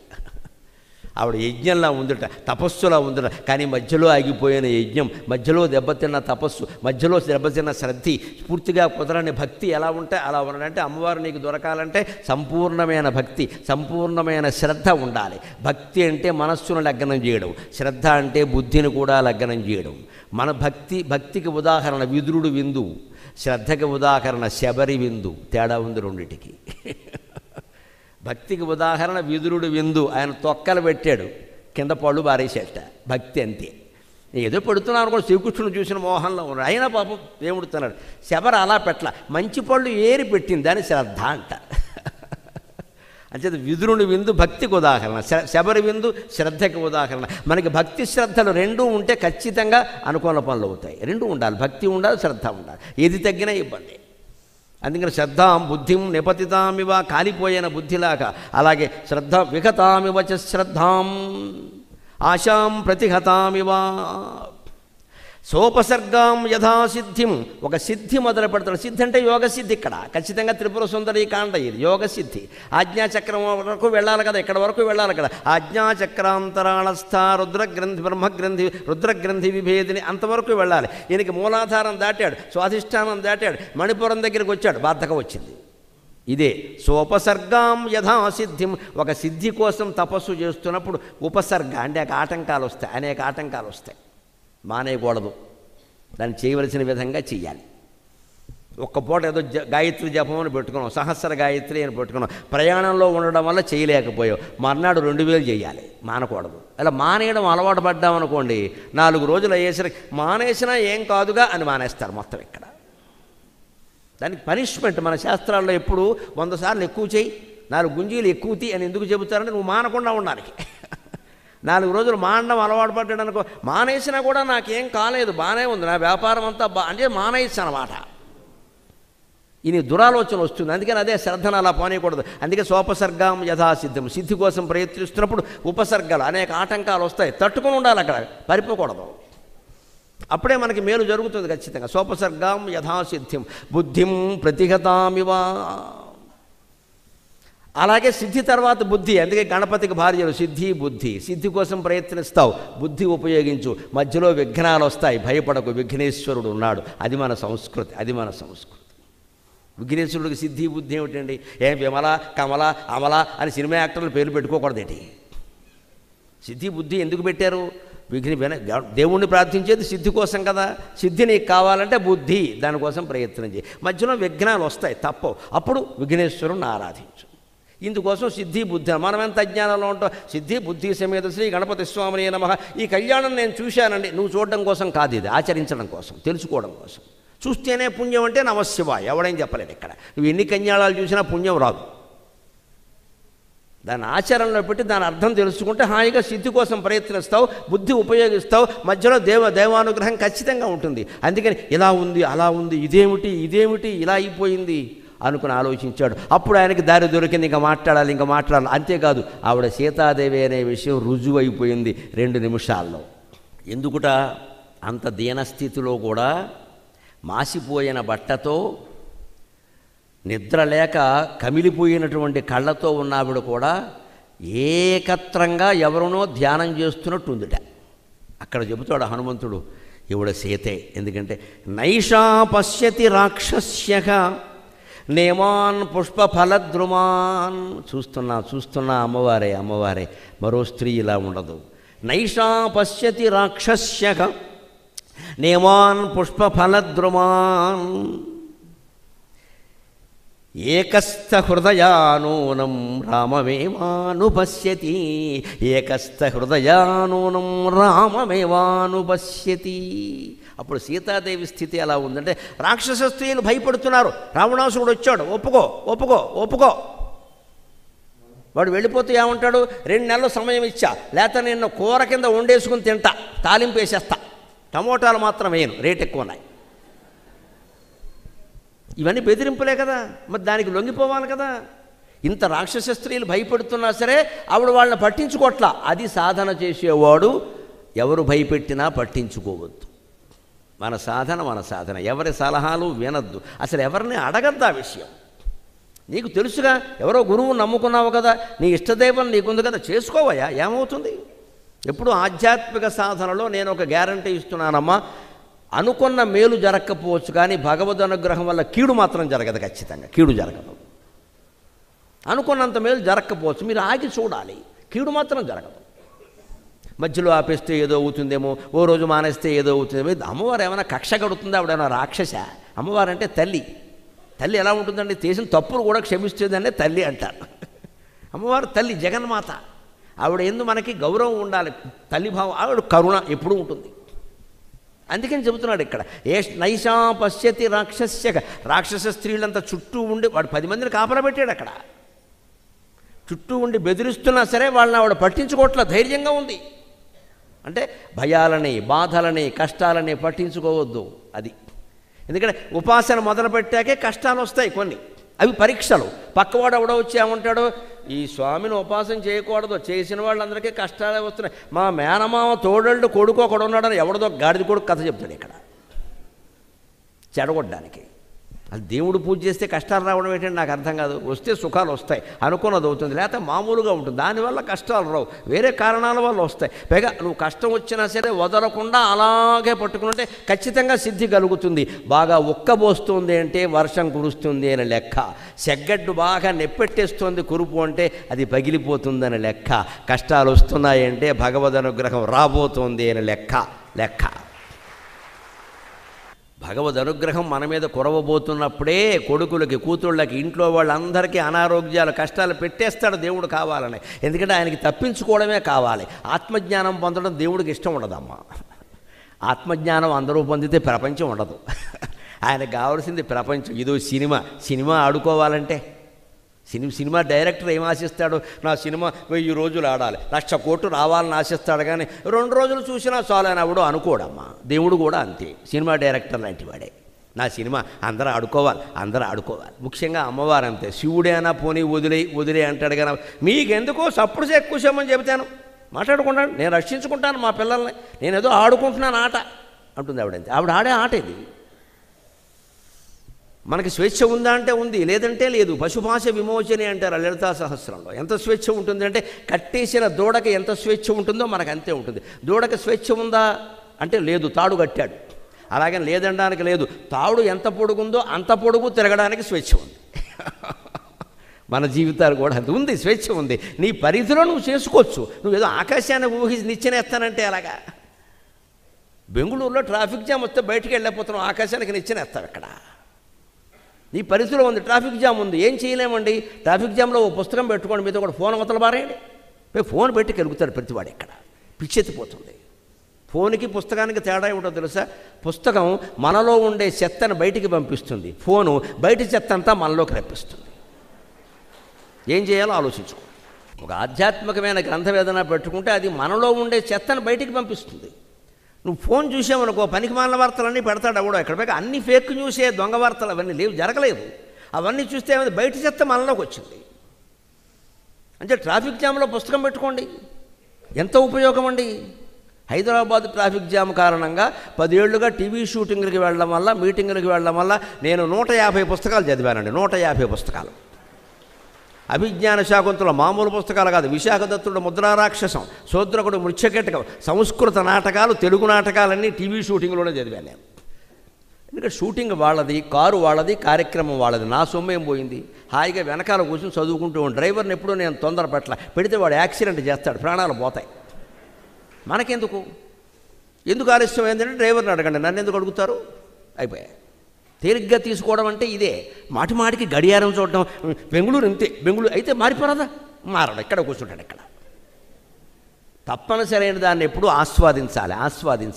ఆస్వాదించే విధానం మంచి పుస్తకం చదువుకోవడం, లేదు కళ్ళు మూసుకుని నమశివాయ నమశివాయ జపం చేసుకోవడం. ట్రాఫిక్ జాము కారణంగానే బెంగుళూరు వాసులందరికీ కైలాసం వస్తుంది, అనుమానం ఏం లేదు. జపం చేసుకోండి, హాయిగా జపం చేసుకోవచ్చు.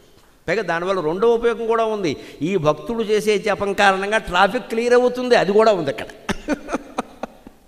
నేను కృష్ణుడి గురించి చెప్పుకున్నాడు, ప్యాకెట్లో కూడా గెలుస్తాం. ట్రాఫిక్ క్లియర్ అవుతుంది, ఎందుకంటే శివభక్తుడు జపం చేస్తున్నాడు అక్కడ. వాడు వెళ్ళాలి, శివుడు తోసేస్తాడు, మొత్తం అంతనే ఇచ్చేస్తాడంతే. పని జరుగుతుంది, అంతిమంగా మోక్షం, ఆనందం వస్తుంది. ఎందుకంటే ఒకళ్ళొకళ్ళు మాట్లాడుకుంటూ విసుక్కోవడం, బెంగుళూరు ఇంతే అనడం, బెంగుళూరు ఇది ఒక్కటే సమస్య. బోల్డ్ ఉంటాయమ్మా, మీకు తెలిసినవి, మాకు తెలియని బోల్డ్ ఉంటాయి. ఎందుకది? ఈ చర్చ అనవసరం, ఇది మనం నేర్చుకోవాలి. అందుకని ఆవిడ ఎలా ఉందంటే ఏకాంతంగా అలాగే ఉండి ఏకాగ్రంగా జపం చేస్తుంది. ఎలాగా? ఏకస్థ హృదయ అనూనం. ఏకస్థ హృదయ, రాముడి మీద మాత్రమే మనస్సును లగ్నం చేసి శ్రీరామ జయ రామ జయ జయ రామ అన్నట్టుగా అదే మనస్సును అలాగే లగ్నం చేసి అనూనం, ఏమాత్రం తక్కువ కాకుండా ఏకస్థ హృదయ అనూనం రామమేవా అనుపశ్యతి. అలాగే రాముడిని మాత్రమే తన మనస్సులో చూస్తూ కళ్ళు మూసుకుంది. ఇది చూశాడు, అది దివ్య దృష్టి ద్వారా గ్రహించగలిగాడు, యోగాభ్యాసం చేసినవాడు కాబట్టి. ఖచ్చితంగా ఆవిడ మనస్సులో రాముడు ఉన్నాడు. రామజపం చేస్తున్నది, లంకలో రామజపం పెట్టిన తలకాయ సీతాదేవి తప్పితే ఎవరు చేస్తారు అని అక్కడ ఉండేసరికి వచ్చాడు దశకంఠ రావణుడు. మళ్ళీ మామూలుగానే ఒక క్యాసెట్ వేసాడు, I love you I love you I love you. వాడికి అదే క్యాసెట్, రెండో క్యాసెట్ లేదు. ఇంకా నన్ను చేసుకుంటావా చంపేయమంటావా, నన్ను చేసుకుంటావా అమ్మవారికి విని విని విని విసుకొచ్చేసింది. యథోసంత ఆడు మొహం చూడడం కూడా ఇష్టం లేక సమాధానం అయితే చెప్పాలి కాబట్టి ఓ గడ్డి పరక దొరికింది అక్కడ. ఆ గడ్డి పరక అడ్డంగా పెట్టుకుని గడ్డి పరక మొహం చూసి మాట్లాడింది. అందుకని గరికపాటికి ఇంత ఖ్యాతి వచ్చిందమ్మా. గరికయే అడ్డమై కౌశల్య కోడలి పరువు మర్యాదలు భద్రపరిచే. ఆవిడ సీతాదేవి పరువు మర్యాద కాపాడింది మా గరికపాటే. అందుకని మాకింత వైభవం వచ్చింది. మేము లేకపోతే ఎవరిని అడ్డం పెట్టుకుంటుంది ఆవిడ. అందుకని గరిటికి పెట్టుకుని ఓసి తృణంబ నీకైనా ఉన్నది బుద్ధి. ఇక్కడ కల్పవృక్షం పద్యం చెప్పుకోవాలి, బ్రహ్మాండంగా రాస్తాడు విశ్వనాథ సత్యనారాయణ గారు. గడ్డి పరకతో మాట్లాడింది. రావణాసుడు అంత క్యాసెట్ వేశాక, వేధవా నీ మొహం చూడనరా, నీకు నేను సమాధానం చెప్పనరా, నీకంటే గడ్డి పరక చెప్పడం మంచిది. ఓసి తృణంబ నీకైనా ఉన్నది బుద్ధి. రఘుప్రవీరుణాజ్ఞా సరసంబుగా కదలు సాధువీవు దురాగ్రహగ్రహాభ్యాసము లేదు నీకు నిరయంబును పొందవు సర్వజంతుగ్రాసమవై పరోపకృతిగాంతు దుష్టత లేదు నిజడన్. ఓసి తృణంబ ఒసేగడ్డి పరక నీకైనా ఉన్నది బుద్ధి. ఈ వ్యధవకి లేదే 10 కంఠాలుండి, నీవు నయం, నీకు పెద్ద బుద్ధి ఉంది ఇక్కడ. అది విశ్వనాథ సత్యనారాయణ గారి పద్యం, మహానుభావుడు. నీకైనా ఉన్నది బుద్ధి. ఎందుకని? రఘుప్రవీరుని అజ్ఞాసరసంబుగా కథలు నీవు కథలు సాధువు వీవు. శివుడాజ్ఞలు ఏందే చీమైన కూడా కుట్టదంటాడు. అందుకని రామచంద్రమూర్తి ఈ సృష్టిని ఎలా చేశాడో, ఆయన ఎలా నడిపించాడో అలా నడుస్తావు, ఊగుతావు చక్కగా. ప్రవాహం వస్తే తల వాలుస్తావు, ప్రవాహం పోగానే పైకి లేస్తావు. అందుకని మొండికి ఎత్తావు, పిచ్చి సమస్య లేదు నీకు. హాయిగా పుట్టమట్టు తెచ్చుకునే వాళ్ళగే ప్రవాహం రాగానే గడ్డి పరక తల వంచుతుంది, ప్రవాహం వెళ్ళిపోగానే తల ఎత్తుతుంది. జీవితంలో కొన్ని సందర్భాల్లో మనం తల వంచక తప్పదమ్మా. వంచేసి 2 నిమిషాల సారీ అంటే అయిపోయా, కొంపలు అంటుకుపోయాయా. ఓ ఫైటింగ్ అని పెట్టుకున్నాను, ఒక జీవితం అంతా బాధపడాలి ఇక్కడ. తర్వాత మన పేరే ఉంటుంది, వాడి గురించి ఎవడు చెప్పుకుంటాడు ఇక్కడ. అంటే తల వంచడానికి అంత బాధపడి, ఎందుకంటే వాడికి కావాల్సింది అదే. సారీ అయినా 5 అంకె అక్షరాల మాట చెప్పయి వదిలిపోయా అదవసంత. దాని గురించి అంత గొడవ ఎందుకు? వాడు ఇగో సాటిస్ఫై అయింది, వాడు పోయాడు. మన చూశారా జనం, వాడిని చూస్తారా? కొన్ని సందర్భాలు అంతే. గరికపాటు అంటే అంతే, తీసేయి పక్క తీసేసి. అదే పెద్ద పెద్ద చెట్లు ఉంటాయి, గాలి వేస్తే తల వంచవు, మొత్తం కొట్టుకుపోతాయి, విరిగిపోతాయి అక్కడ. అందుకని గడ్డి పరక నయం కదా. అందుకని రామచంద్రమూర్తి ఆజ్ఞ ప్రకారం కదులుతావు, ఆజ్ఞాపిస్తే పోతే కథలవు, ఎంత తెలివైన దానివి. అంతేకాదు దురాగ్రహగ్రహాభ్యాసము లేదు నీకు. వీడిని ప్రేమించాలట, ప్రేమించకపోతే చంపేస్తాట. ఎంత ప్రేమో, చంపేసి ఎంత ప్రేమ. అదే ప్రేమ. నన్ను ప్రేమించకపోయినా మంచిదే, నువ్వు సుఖంగా ఉండాలని కోరుకునే దేవదాసు లాంటి వాడు ప్రేమికుడు, కానీ ప్రేమించిన అమ్మాయి మీద యాసిడ్ పోసేసేవాడు ప్రేమికుడు ఎలా అవుతాడండి? ఇదేం ప్రేమ? చంపేసే ప్రేమలు, చచ్చిపోయే ప్రేమలు ఉంటాయా? దేవదాసుది నిజమైన ప్రేమ. పార్వతి కాపురానికి ఎక్కడా అడ్డం రాలేదు, ఎక్కడా అసూయ పడలేదు, మళ్ళీ ఆ అమ్మాయిని కలవలేదు, ఓ ఉత్తరం రాసే ప్రయత్నం చేయలేదు. ఆయన ఏదో తాగాడు వైన్ షాపుల్ని పోషించాడు, వెళ్ళిపోయాడు. ఆయన బాధ ఏదో ఆయన పట్టాడు, కానీ ఆ అమ్మాయిని బాధ పెట్టలేదు, ఎవరిని బాధ. నిజమైన ప్రేమ అంటే అది. అందుకే ఆ అమ్మాయి ఉన్న వీధిలోనే చనిపోయాడు.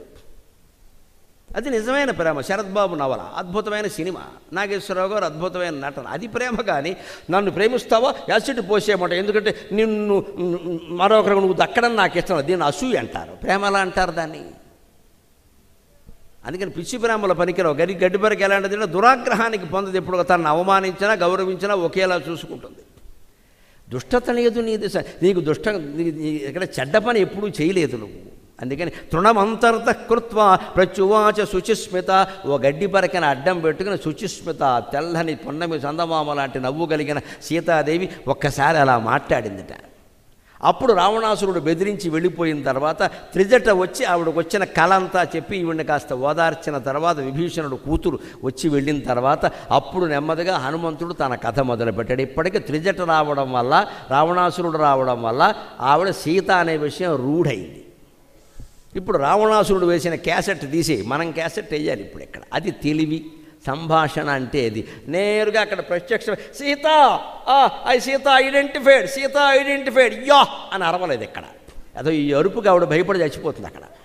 ఎందుకంటే రాక్షసుల మాయలు చూసి చూసి చూసి విసిగెత్తిపోయింది ఆవిడ. ఇదో మాయ అనుకుంటుంది. అందుకని ఏం చేశారంటే ఆ సింసుపా వృక్షపు కొమ్మల రెమ్మల ఆకుల గుబురుల మధ్యలో ఉండి ఓ పాట అందుకున్నాడు.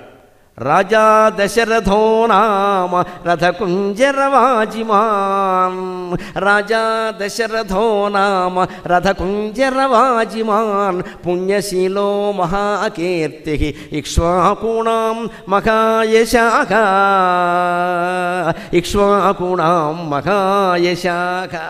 సరిగ్గా ప్రాచీనమైన లవకుశ సినిమాలో మహానుభావుడు సముద్రాలు రచించినటువంటి రామ కథ ఎంత అందంగా ఉంటుందో, ఎలా మొదలైందో సుందరకాండ అలాగే మొదలైందమ్మా. ఈ రామకథ అలాగే దాన్ని ఆదర్శంగా తీసుకుని సీనియర్ సముద్రాల మహానుభావుడు, వాళ్ళు కావ్యాలు పురాణాలు చదివినటువంటి రచయితలు కాబట్టి సుందరకాండలో హనుమంతుడు రామకథను ఎలా మొదలుపెట్టాడో, వినుడు వినుడు రామాయణ గాథ వినుడి మనసారా అని అలాగే చెబుతూ దశరథుడి దగ్గర నుంచి మొదలుపెట్టారు. చూడండి, అయోధ్యకు రాజు దశరథ మహారాజు, అతనికి రాణులు ముగ్గురు కౌసల్య సుమిత్ర కైకేయి, ఇలా మొదలుపెట్టారు. అది కథలు మొదలుపెట్టే విధానం. అందుకని ఇక్కడ కూడా రాజా దశరథో నామ రథకుంజరవాజిమాన్, అనగా అనగా అనగా అనగా ఒక మహారాజు ఉన్నాడు, ఆయన పేరు దశరథుడు. అనగానే బాబాయ్ ఇక్కడెవరో లంకలో దశరథుడు ఎవరు, మా మామగారి పేరు, మా వంశం మా మామగారి పేరు చెబుతున్నారు, ఇక్కడ మా మామగారి పేరు చెప్పేవారు ఎవరుంటారు అనే ఒక నిరాశలోంచి ఆశ బయటపడినట్టుగా ఆవిడ చూసింది. అందుకే చూశాడు. రథకుంజరవాజిమాన్, ఆయన మహానాయకుడు, మహాసైనికుడు, మహాయోధుడు. ఆయనకు ఉన్న రథాలు, గుర్రాలు, ఏనుగులు, సైనికుల బలం ఎంత ఉందో ఆయనకే లెక్క తెలియదు. మురారి అనర్ఘరాఘవ అనే కావ్యంలో చెబుతాడు దశరథుడి పరిపాలన గురించి. దశరథ మహారాజు పరిపాలన చేస్తుంటే విష్ణుమూర్తి ఆయన కడుపునే ఎందుకు పుట్టాడో తెలుసా? మొత్తం భూభారం అంతా భరించాల్సింది విష్ణువే కదా. ఆయనకోసారి ఆదిశేషుడి మీద పడుకుంటే ఆదిశేషుడి శరీరం ఉబ్బిందిట, లావుగా పరుపు ఉబ్బినట్టుగా పరుపు ఉబ్బిందనమాట. పరుపు ఉబ్బితే ఎలా ఉంటుంది? పడుకున్న వాళ్ళకి సుఖంగా ఉంటుంది, వాటర్ బెడ్డలాగా ఇటు కదులుతూ అటు కదులుతూ. అందుకని వాటర్ బెడ్డలాగా దశరథుడి ఆదిశేషుడి స్టేజ్ ఉబ్బిందిట. ఉబ్బి విష్ణుమూర్తి ఒకేలా పడుకోకుండా పేషెంట్ లాగా కాస్త అటు ఇటు కదలడానికి అవకాశం వచ్చిందట. వెంటనే గరుత్మంతుడిని అడిగట, ఏమిటో పరుపు మారింది వేళ, ఏమిటి జరిగింది అనట. ఆదిశేషుడు కదండి ఆయన చాలా సంతోషంగా ఉన్నాడు, అందుకని ఉబ్బింది శరీరం అన్నట. ఎందుకు సంతోషంగా ఉన్నాడు అన్నట్ట, దశరథ మహారాజు పరిపాలన కారణంగా భూభారం బాగా తగ్గిందండి, అందుకని ఆదిశేషుడు సంతోషంగా ఉన్నాడు అన్నట్టు. అది పురాణం. మురారి అనర్ఘరాఘవం అనే కావ్యంలో రాస్తాడు ఈ మాట. మహానుభావుడైన కవి, సంస్కృతంలో అటువంటి పండితుడు కవి దొరకడం కష్టం. అనర్ఘరాఘవం, దానికి మా గురువు గారు ఆచార్య బేతవోలు రామబ్రహ్మం గారు వ్యాఖ్యానం రాశారు. పరుపు ఎందుకు ఉబ్బింది అంటే సంతోషం కలిగితే కదా. ఎందుకు సంతోషం కలిగింది? ఇక్కడ భూభారాన్ని తగ్గించేలా పరిపాలిస్తున్నాడు దశరథుడు, చక్కని పరిపాలన. అందుకని భూమిని మోసేదెవరు? ఆదిశేషుడు కదా. మోస్తున్న వస్తువు బరువు తగ్గిందంటే మోసేవాడికి ఆనందంగా ఉంటుందిగా. ఆయన ఆనందంలో అన్నట్ట, అప్పుడు ఉబ్బెట్ట. ఆ ఉబ్బడం వల్ల విష్ణుమూర్తి కాస్త అటు ఇటు సుఖంగా ఉందిట పక్క. అందుకని ఇంత నన్ను సంతోషపెట్టాడు కాబట్టి నేను దశరథుడి కడుపున పుట్టబోతున్నాను అని చెప్పాట గరుత్మంతుడికి. దశరథుల కడుపున పుట్టడం అనేది వాస్తవం, కానీ కారణం ఊహ. ఇదే కవిత్వం. ఒక వాస్తవాన్ని ఊహతో సమర్థించిన, ఒక ఊహకి వాస్తవాన్ని జోడించిన కవిత్వం అవుతుంది. అందుకని మహాకవిత్వాన్ని చెప్పాడు మురారి అనర్ఘరాగంలో. అందుకని రాధా దశరథోనామ రథకుంజరవాజిమాన్, అనేక రకాల పదాతి బలాలు చతుర్వ్యూహాలు కలిగినటువంటి దశరథ మహారాజు ఉన్నాడు. ఆయన పుణ్యశీలో మహాకీర్తికి, పుణ్యశీలుడు, అనేక యజ్ఞాలు చేశాడు, మహత్తరమైన కీర్తి కలిగిన వాడు. ఇక్ష్వాకుణాం మహాయశ, అసలు ఇక్ష్వాకు వంశస్థుల్లో అంత కీర్తి కలిగిన వాడు మరొక్కడు కనబడ్డు. ఈ మాట వినపడగానే ఆవిడ చూస్తే ఆ గుబురుల్లో ఓ కోతి లాంటిది కనపడింది. ఏమిటో రావణాసురుడు 100 మాయలు చేశాడు, వీడెవడో అని ఊరుకుంది. అప్పుడు నెమ్మదిగా కిందికి దిగొచ్చి అమ్మా నమస్కారం, బాగున్నావా అన్నాడు ఆయన. ముందు అడగవలసిన మాట అదే కదా.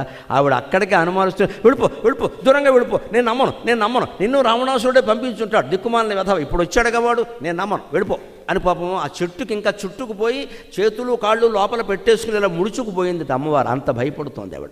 హనుమంతుడిని చూసి కూడా భయపడిపోతుంటే ఆవిడ పలకరించి, అమ్మా నన్ను నమ్ము తల్లి, ఇందాక నుంచి పాట పాడింది నేనే, రాముడు పంపితే వచ్చాను నేను అంటే ఆవిడ ఒక పరీక్ష పెట్టింది. అది నిజమైన పరీక్ష. సైబర్ నేరాలు ఘోరంగా జరుగుతున్న పరిస్థితుల్లో ఆడవాళ్ళందరూ ప్రత్యేకించి జాగ్రత్తగా ఉండాలమ్మా. ఎవడో వచ్చి డబ్బు ఇమ్మన్నారు అనగానే ఇచ్చేయడం, ఎవడో ఫేస్బుక్లో పెట్టేసి మీ ఆయనకి సీరియస్గా ఉందంటే డబ్బు ఇచ్చేయడం, లేదా వయస్సులో ఉన్న అమ్మాయిలు ఎవడో ప్రేమిస్తున్నాను అనగానే వాడికి లక్షలు ట్రాన్స్ఫర్ చేయడం అనుకోవాలి. సుందరకాండ చదివితే ఆ తెలివితే అట్లా వస్తాయి. వెంటనే హనుమంతుడు సీతను నమ్మలేదు. నువ్వు రాముడు దూతవా, రాముడు ఎలా ఉంటాడో నీకు తెలుసా చెప్పు అంది. అది లెక్క. ఫోటో చూపించమల్లా, అప్పుడు ఫోటో లేవు కాబట్టి. ఫోటో కూడా దొంగ ఫోటోయే, ఇప్పుడు ఎవడో నమ్మట్లా. వేలిముద్ర కూడా నమ్మడానికి వీల్లేదు. ఇప్పుడు నమ్ముతున్నది ఒకే ఒక్కటి, ఐరిబ్ కంటిలో డిఎన్ఏ, మన డిఎన్ఏ నమ్ముతుంది. ఎందుకని ఎప్పటికైనా ఉండే జీవుడు అక్కడే ఉంటాడు, కళ్ళల్లో ఉంటాడు. వేదమే చెప్పింది ఆ మాట, జీవుడు కళ్ళల్లో ఉంటాడు. అందుకే పోయినప్పుడు కళ్ళు మూసేస్తారు, జీవుడు కళ్ళల్లోనే ఉంటాడు. ఎందుకని ఐరిబ్ ఇప్పుడు ప్రాణమే నమ్మకం అయిందా లేదా? వేలిముద్ర నమ్మడంలా, సంతకం నమ్మడంలా, ఫోటో కూడా నమ్మడంలా. అప్పుడు అవేమీ లేవు.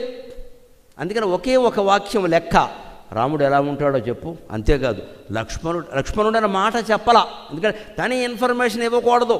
రాముడిని ఒక్కడనే వర్ణించి ఆయన ఒక్కడే ఉన్నాడమ్మా అంటే వీడు దొంగవాడు. ఎందుకంటే లక్ష్మణుడు లేకుండా రాముడు ఉన్నాడు అక్కడ. అందుకే పరీక్ష కోసం రాముడు ఎలా ఉన్నాడో చెప్పు అంటే ఒక్క అందమైన పద్యాన్ని తెలుగులో తొలి కవయిత్రి అని చెబుతారు. మహాకవయిత్రి మొల్ల రచించిన రామాయణంలో ఉంటుంది ఆ మాట. అది చెప్పుకుందాం సరదాగా, దాంతో మనం సెలవు తీసుకుందాం. నీలమేఘఛాయబోలు దేహము వాడు, ధవళాబ్జపత్ర నేత్రములవాడు. అమ్మా రాముణ్ణి వర్ణించమన్నావు, నాకు అంతకంటే అదృష్టం ఉంటుందా తల్లి? పరీక్షల్లో కూడా ఇంత అమృతప్రాయమైన పరీక్షలు ఉంటాయా? భగవత్ స్తుతి నాకు పరీక్ష, ఇంతకంటే ఏం కావాలి? నీలమేఘఛాయబోలు దేహము వాడు, ధవళాబ్జపత్ర నేత్రములవాడు, కంబు సన్నిభమైన కంఠంబుగలవాడు, ఘనమైన దుందుభిస్వనమువాడు, తిన్ననైకను పట్టు దీర్ఘబాహులవాడు, ఘనమైన పీన వక్షంబువాడు, పద్మరేఖలు గల్గు పదయుగంబులవాడు, బాగైన ఎట్టి గుల్పములవాడు, కపటమెరుగని సత్యవాక్యములవాడు, రమణి రాముండు శుభలక్షణములవాడు. ఇక్కడ హనుమంతుడు ఆపాడు, మొల్ల కూడా కవిత్వం ఆపింది. శీసపద్యం ఇది, ఛందస్సు తెలిసిన వాళ్ళకి తెలుస్తుంది. పై పాదాలు 4 పూర్తయ్యాయి, కింద ఎత్తుగీతి 2 పాదాలు అయ్యాయి, ఇంకా 2 పాదాలు చెప్పాలి.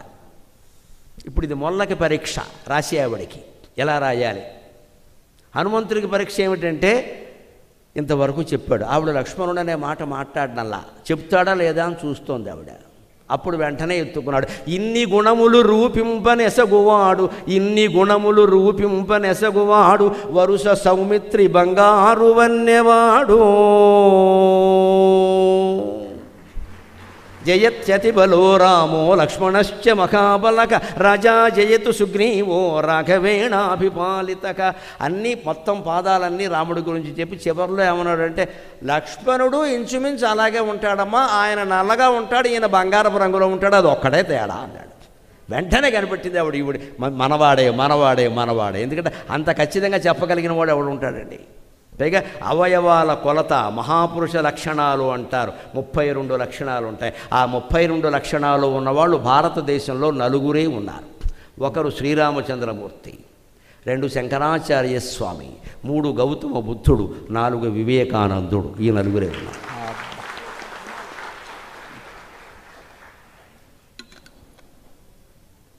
మానసిక లక్షణాలు కావు, ఎనాటమీ, భౌతిక లక్షణాలు, శరీరాల అవయవాలు, కొలతలు.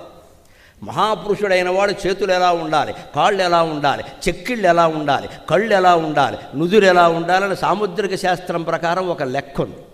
ఆ లెక్క కలిగిన వాడు నలుగురు భారతదేశంలో, విదేశాల్లో ఉంటే ఉండొచ్చు, మనకి తెలియదు. ఇక్కడ శ్రీరామచంద్రమూర్తి, తర్వాత గౌతమ బుద్ధుడు, తర్వాత శంకరాచార్య స్వామి, తర్వాత కలియుగంలో వివేకానందుడు, శంకరాచార్యుని తర్వాత మళ్ళీ వివేకానందుడు. ఆ లక్షణాలు ఏమిటంటే నీలమేఘఛాయబోలు దేహము వాడు. వర్షం కురిసి శ్రావణ మాసంలో వర్షం కురిసే ముందు మేఘాలు కమ్ముకున్నప్పుడు ఆ మేఘంలో మెరుపు మెరిసినప్పుడు ఏ ఛాయలో ఉంటాడో రామచంద్రమూర్తి ఆ ఛాయలో ఉంటాడు. అది మొల్ల వర్ణన. సీతాదేవికి ఒక్కసారి రాముడు చూసినట్టే అనిపించింది ఆవిడ. ఇంకోసారి చెప్పవా మా ఆయనయ్య ఎంత అందమైన వాడు. వేదాంత వేద్యాయ మేఘశ్యామలమూర్తయే పుంసాం మోహన రూపాయ పుణ్యశ్లోకాయ మంగళం. ఈయన్ని కాపాడుకోవడం నాకు కష్టమైందయ్యా, ఎక్కడైనా మీటింగ్కి కడితే చచ్చిపోయేదని అన్యాయంగాను. ఎందుకంటే ఈయన చాలా అందమైన వాడు. ఎంత అందమైన వాడు అంటే మా ఆయన పుంసాం మోహన రూపాయ. ఆయన అందానికి పురుషులే వెనకాల పడేవారు, ఆయన స్త్రీలు పడతారని వేరే చెప్పాలి. పుంసామోహన రూపాయ పుణ్యశ్లోకాయ మంగళం. అంత అందమైన వర్ణన చేస్తున్నావు. చేయవయ్యా, నాకు వినడానికి ఇబ్బంది, నువ్వు శత్రువైనా పర్వాలేదు చేయవయ్యా అంది. నీలమేఘఛాయబోలు దేహము వాడు ధవళాబ్జపత్ర నేత్రములవాడు. తెల్ల తామర పువ్వు రేకులు ఎంత అందంగా ఉంటాయో రామచంద్రమూర్తి నేత్రాలు అంత అందంగా ఉంటాయట. విశాలమైన దృష్టి ఉంటే విశాలమైన నేత్రాలు బాగుంటాయి. సంకుచిత దృష్టి ఉంటే నేత్రాలు కూడా బాగుండవు. రాముడు దృష్టి విశాలం. ఆయనకి కులము లేదు, మతం లేదు, ప్రాంతం లేదు. యావత్ భూమండలాన్ని 11,000 సంవత్సరాల పాటు పరిపాలించి ఇప్పటికీ రాజకీయ నాయకుల నోట గంటకోసారి వచ్చే మాట రామరాజ్యం. మరో రాజ్యం లేదు ఇక్కడ. చేసినా చేయకపోయినా ఆ మాట వచ్చేస్తుంది వెంటనే. ఎందుకంటే అంత గొప్పవాడు ఆయన. ధవళాబ్జపత్ర నేత్రముల వాడు. సరిగ్గా అవయవ వర్ణన చూడండి ఎలా వస్తుందో. కంఠం కంబు సన్నిభమైన కంఠంబు గలవాడు. మీ ఆయన కంఠం శంఖంలా ఉంటుందమ్మా. కంబు అంటే శంఖం అంటే ఖం ఖం ఖం ఖం అని మోగుతుందమ్మా ఖచ్చితంగా. ఆయన వింటి నారి పట్టుకుని ఇలా లాగి బాణం వేస్తుంటే ఎలా ఉంటుంది? భాస్కర్ రామాయణంలో చెప్పినట్టే ఠం ఠం ఠం అను భీషణధ్వనుల వింటన్నారి సారించి వైకుంఠుండా రఘురామమూర్తి అని వర్ణన చేసినట్టు ఉంటుందమ్మా. ఆ కంఠంలోంచి శంఖం మాట వస్తుంటే శంఖం మోగినట్టుగా ఉంటుంది. కంబు సన్నిభమైన కంఠంబు గలవాడు ఘనమైన దుందుభిస్వనము వాడు. వర్షం కురిసే ముందు దుందుభి మేఘాలు ఏకంగా ఉరుములు ధ్వని చేస్తాయో అటువంటి స్వనమమ్మ. శత్రువులు అదిరిపోవలసిందే ఆ శబ్దానికి, ఆ ధ్వనికి ఖచ్చితంగా. తిన్ననై కనుపట్టు దీర్ఘబాహులవాడు. ఉత్తమ పురుష లక్షణము అంటే మగవాడు నిలబడి ఉంటే చెయ్యి చాపితే మోకాల దగ్గరికి రావాలి. ఇంటికి వెళ్ళాక చూసుకోండి, ఇప్పుడు కాదు. ఇప్పుడు చాపితే నాకు పెడుతుంది, కూర్చున్నాను కాబట్టి పాదాల వరకు పెడుతుంది. అది కుదరదు. ఇంటికి వెళ్ళాక అద్దం ముందు నిలబడి మీ ఆవిడ ఎదురుగా ఉండగా ఆవిడని కొలవమని చెప్పి చూసుకోండి. చెయ్యి చాపితే మోకాల వరకు రావాలి. వారిని ఆజానుబాహు అంటారు, లేకపోతే జానెడు బాహు అంటారు. అదొక మహాపురుష లక్షణం. ఆడవాళ్ళకి అలా ఉండకూడదు, మగవాళ్ళకే ఉండాలి. అది లెక్క. అదే అవమానం కాదు, లక్షణాలు తేడా ఉంటాయి. తిన్ననై కనుపట్టు దీర్ఘబాహులవాడు. మళ్ళీ ఆ బాహువులు ఇలా వంకర తిరిగి ఎస్సాకారంలో ఉండకూడదు, అక్కడ తిన్నగా ఉండాలి. ఇలాగా ప్రతిజ్ఞ చేస్తే అంతే నిలబడినట్టే. కత్తి ఉన్నట్టే ఉండాలి చెయ్యి, మొగాడు చెయ్యి. అది ప్రతిజ్ఞ.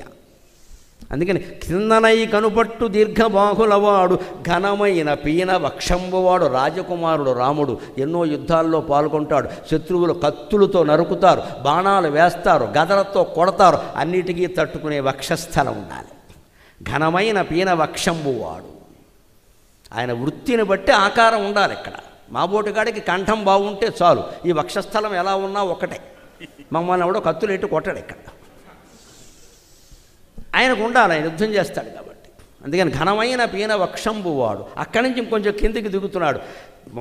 ఘనమైన పీన వక్షంబువాడు తిన్ననై కనుపట్టు దీర్ఘబాహులవాడు ఘనమైన పీన వక్షంబువాడు పద్మరేఖలు గల్గు పదయుగంబులవాడు. ఇవి చెప్పడంతో ఆవిడ నమ్మింది. అయ్య బాబు, ఇవి కూడా తెలిసాయంటే రామచంద్రమూర్తి పడుకున్నప్పుడు కూడా పాదాలు చూశాడనమాట. ఈయన ఖచ్చితంగా పాదసేవకుడే.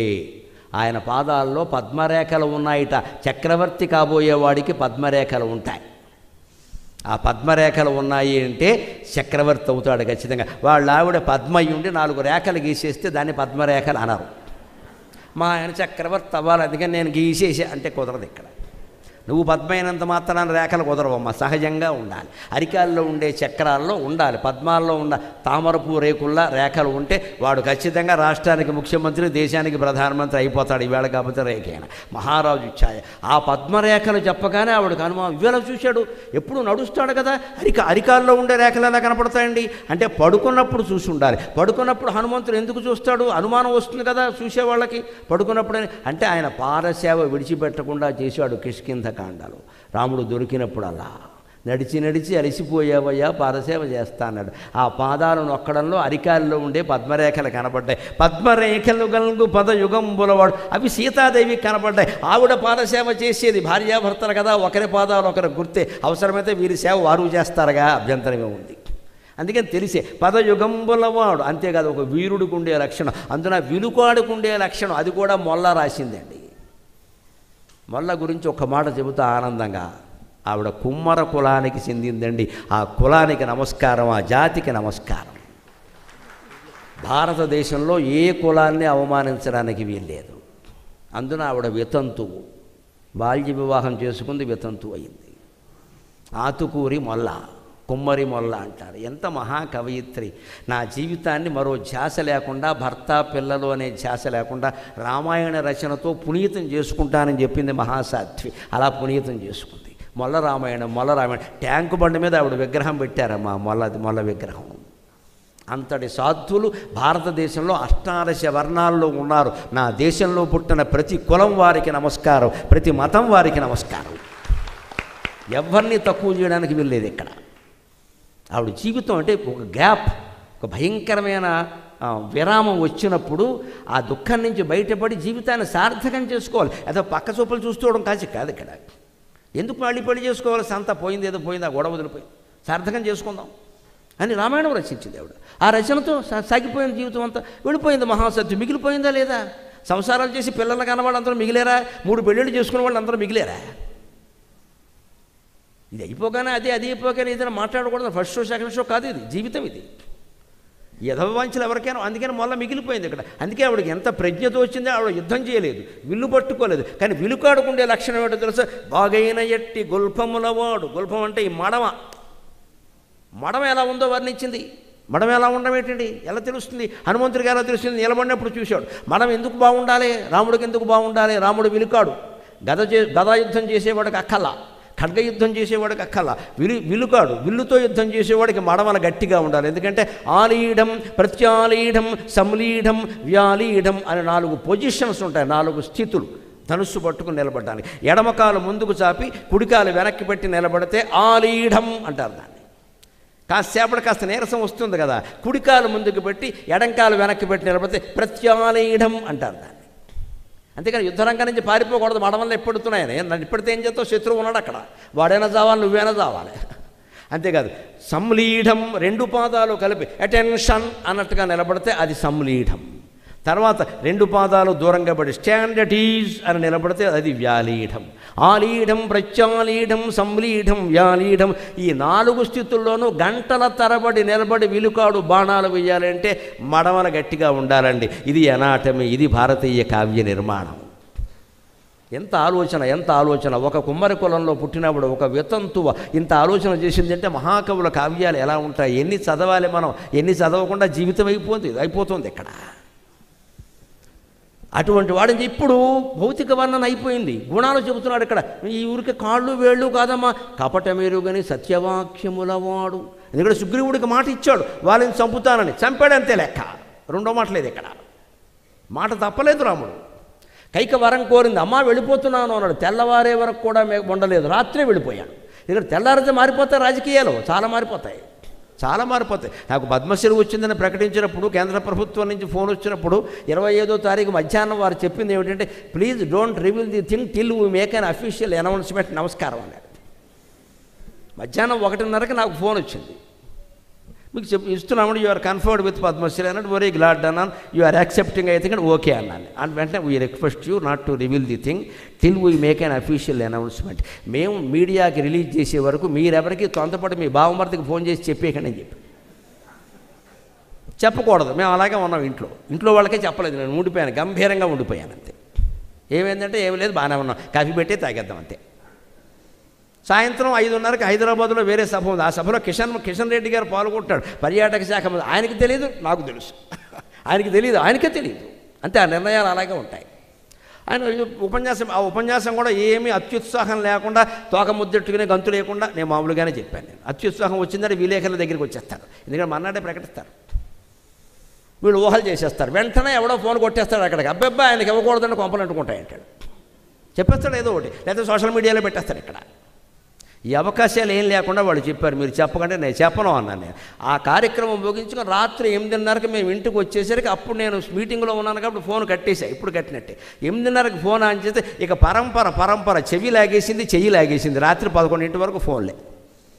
టీవీలో వచ్చింది. కొన్ని ఉత్సాహమైనవి కూడా దాచుకోవాలి. అంతేకాదు సందర్భం వచ్చింది కాబట్టి చెప్తున్న భయంకర దుఃఖాలు కూడా కొన్ని దాచుకోవాలమ్మా. భగవంతుడికి తప్ప ఎవరికీ చెప్పద్దు. కొన్ని భార్యకు కూడా చెప్పలేము, కొన్ని భర్తకు కూడా చెప్పలేము, పిల్లలకు అసలే చెప్పలేము. అవి పూజా మందిరంలో అమ్మవారికి మాత్రమే చెప్పాలి. ఆవిడకైతే చెప్పక్కర్లేదు, తెలుసును కాబట్టి. అక్కడ మనం కూర్చుంటే చాలు, చెప్పక్కర్లేదు. చెప్పక్కర్లేని చోటు ఏదంటే భగవన్ మందిరం. ఈ అనవసరమైన చోటంతా మనం వాగుతాం, అసలైన చోట చెప్పం, అక్కడ కూర్చోం. అక్కడికి వెళ్ళి కన్నీళ్ళు పెట్టుకోవాలి. అమ్మా, నేను ఏ తప్పు చేయలేదే, నాకు ఎందుకింత కష్టం వచ్చింది, నేను ఆరాధిస్తున్నానే, నువ్వు చూసుకోవాలి కదా, నాకు ఈ జన్మ పరంపర అంతా ఏమన్నా తెలుసునా, నన్ను కాపాడమ్మా అంటే 24 గంటల్లో అమ్మవారు మిమ్మల్ని బయట పడేస్తుందమ్మా. అనుమానం ఏం లేదు, నమ్మండి దయచేసి. కపట మెరుగని సత్యవాక్యములవాడు. ఎవరికైనా మాట ఇస్తే తప్పుడు. రాముడు అర్ధరాత్రి అంటే అర్ధరాత్రి వెళ్ళిపోయాడు, ఎందుకంటే తెల్లారి వరకు ఉంటే మారిపోతాయి. ఎవడో వెళ్ళి కైకని చంపేస్తాడు. రామా ఫ్యాన్స్ అసోసియేషన్ వాడు వెళ్ళి, నేరం ఎవరి మీదకి వస్తుంది? రాముడే, వెనకాల రాముడే ఉండి చేయించాడు, సుపారీ ఇచ్చేట అంటాడు. ఇక్కడ నేరం రాముడి మీదకి వస్తుంది. అందుకని రాత్రి 9ంటికి ఆవిడ వరం కొడితే 10ంటికి సుమంత్రుణ్ణి పిలిచి వెళ్ళిపోవాలి, ముందు నగరం పొలిమేర దాటిపోవాలి, పనిచేయనడంతే. తండ్రి పిలుస్తున్నా సరే వినిపించుకోలేదమ్మా. మాట కట్టుబడ్డం అంటే అది. కపట మెరుగని సత్యవాక్యముల వాడు అనగానే పొంగిపోయింది సీతాదేవి. నా మనిషిని ప్రత్యక్షంగా చూసినవాడు తప్ప, ఆయన సాంగత్యంలో కనీసం 6 నెలలు ఉన్నవాడు తప్ప ఇంత ఖచ్చితంగా చెప్పలేడు రాముడి గురించి. జై హనుమాన్, జై హనుమాన్ అంది ఆవిడ. అందుకని ఖచ్చితంగా తెలిసిన కపట మెరుగని సత్యవాక్యములవాడు రాముండు శుభలక్షణములవాడు. సాముద్రిక శాస్త్రం ప్రకారం, జ్యోతిష్ శాస్త్రం ప్రకారం, మనస్తత్వ శాస్త్రం ప్రకారం ఏ మంచి లక్షణాలు ఉన్నాయో అవన్నీ రాముడిలో ఉన్నాయమ్మా. ఇంకెందుకు ఒక్క మాట చెబుతున్నా సరే, నీ అనుమానం ఎవరితో పక్కనే లక్ష్మణుడు ఉన్నాడు, ఆయన్ని వేరే వర్ణించక్కల, అన్నీ ఇవే లక్షణాలు. ఇన్ని గుణముల రూపింప నెసగువాడు వరుస సౌమిత్రి బంగారు వన్నెవాడు. అన్నీ ఒకే లక్షణాలమ్మా. కాకపోతే ఆయనేమో నీలమేఘశ్యాముడు కాబట్టి కాస్త నల్లగా ఉంటాడు, ఈయనేమో బంగారపు రంగులో ఉంటాడు, అంతే తేడా. కానీ నిజమేనయ్యా, ఖచ్చితంగా మా మరిది గురించి మంచి మాటలు చెప్పావు అని అమ్మవారు సంతోషించింది. ఆ తర్వాత ఇంకా వాళ్ళ మధ్య ఎటువంటి సంభాషణ జరిగిందో, తర్వాత లంకలో ఇంకా ఏం విశేషాలు జరిగాయో రేపు చెప్పుకుని మనం రేపు పూర్తి చేసుకుందాం. మళ్ళీ 6 గంటలకి, రేపు 5:30 గంటలకి ఇక్కడ కలుద్దాం. అంతవరకు తెలుగులో మాట్లాడదాం.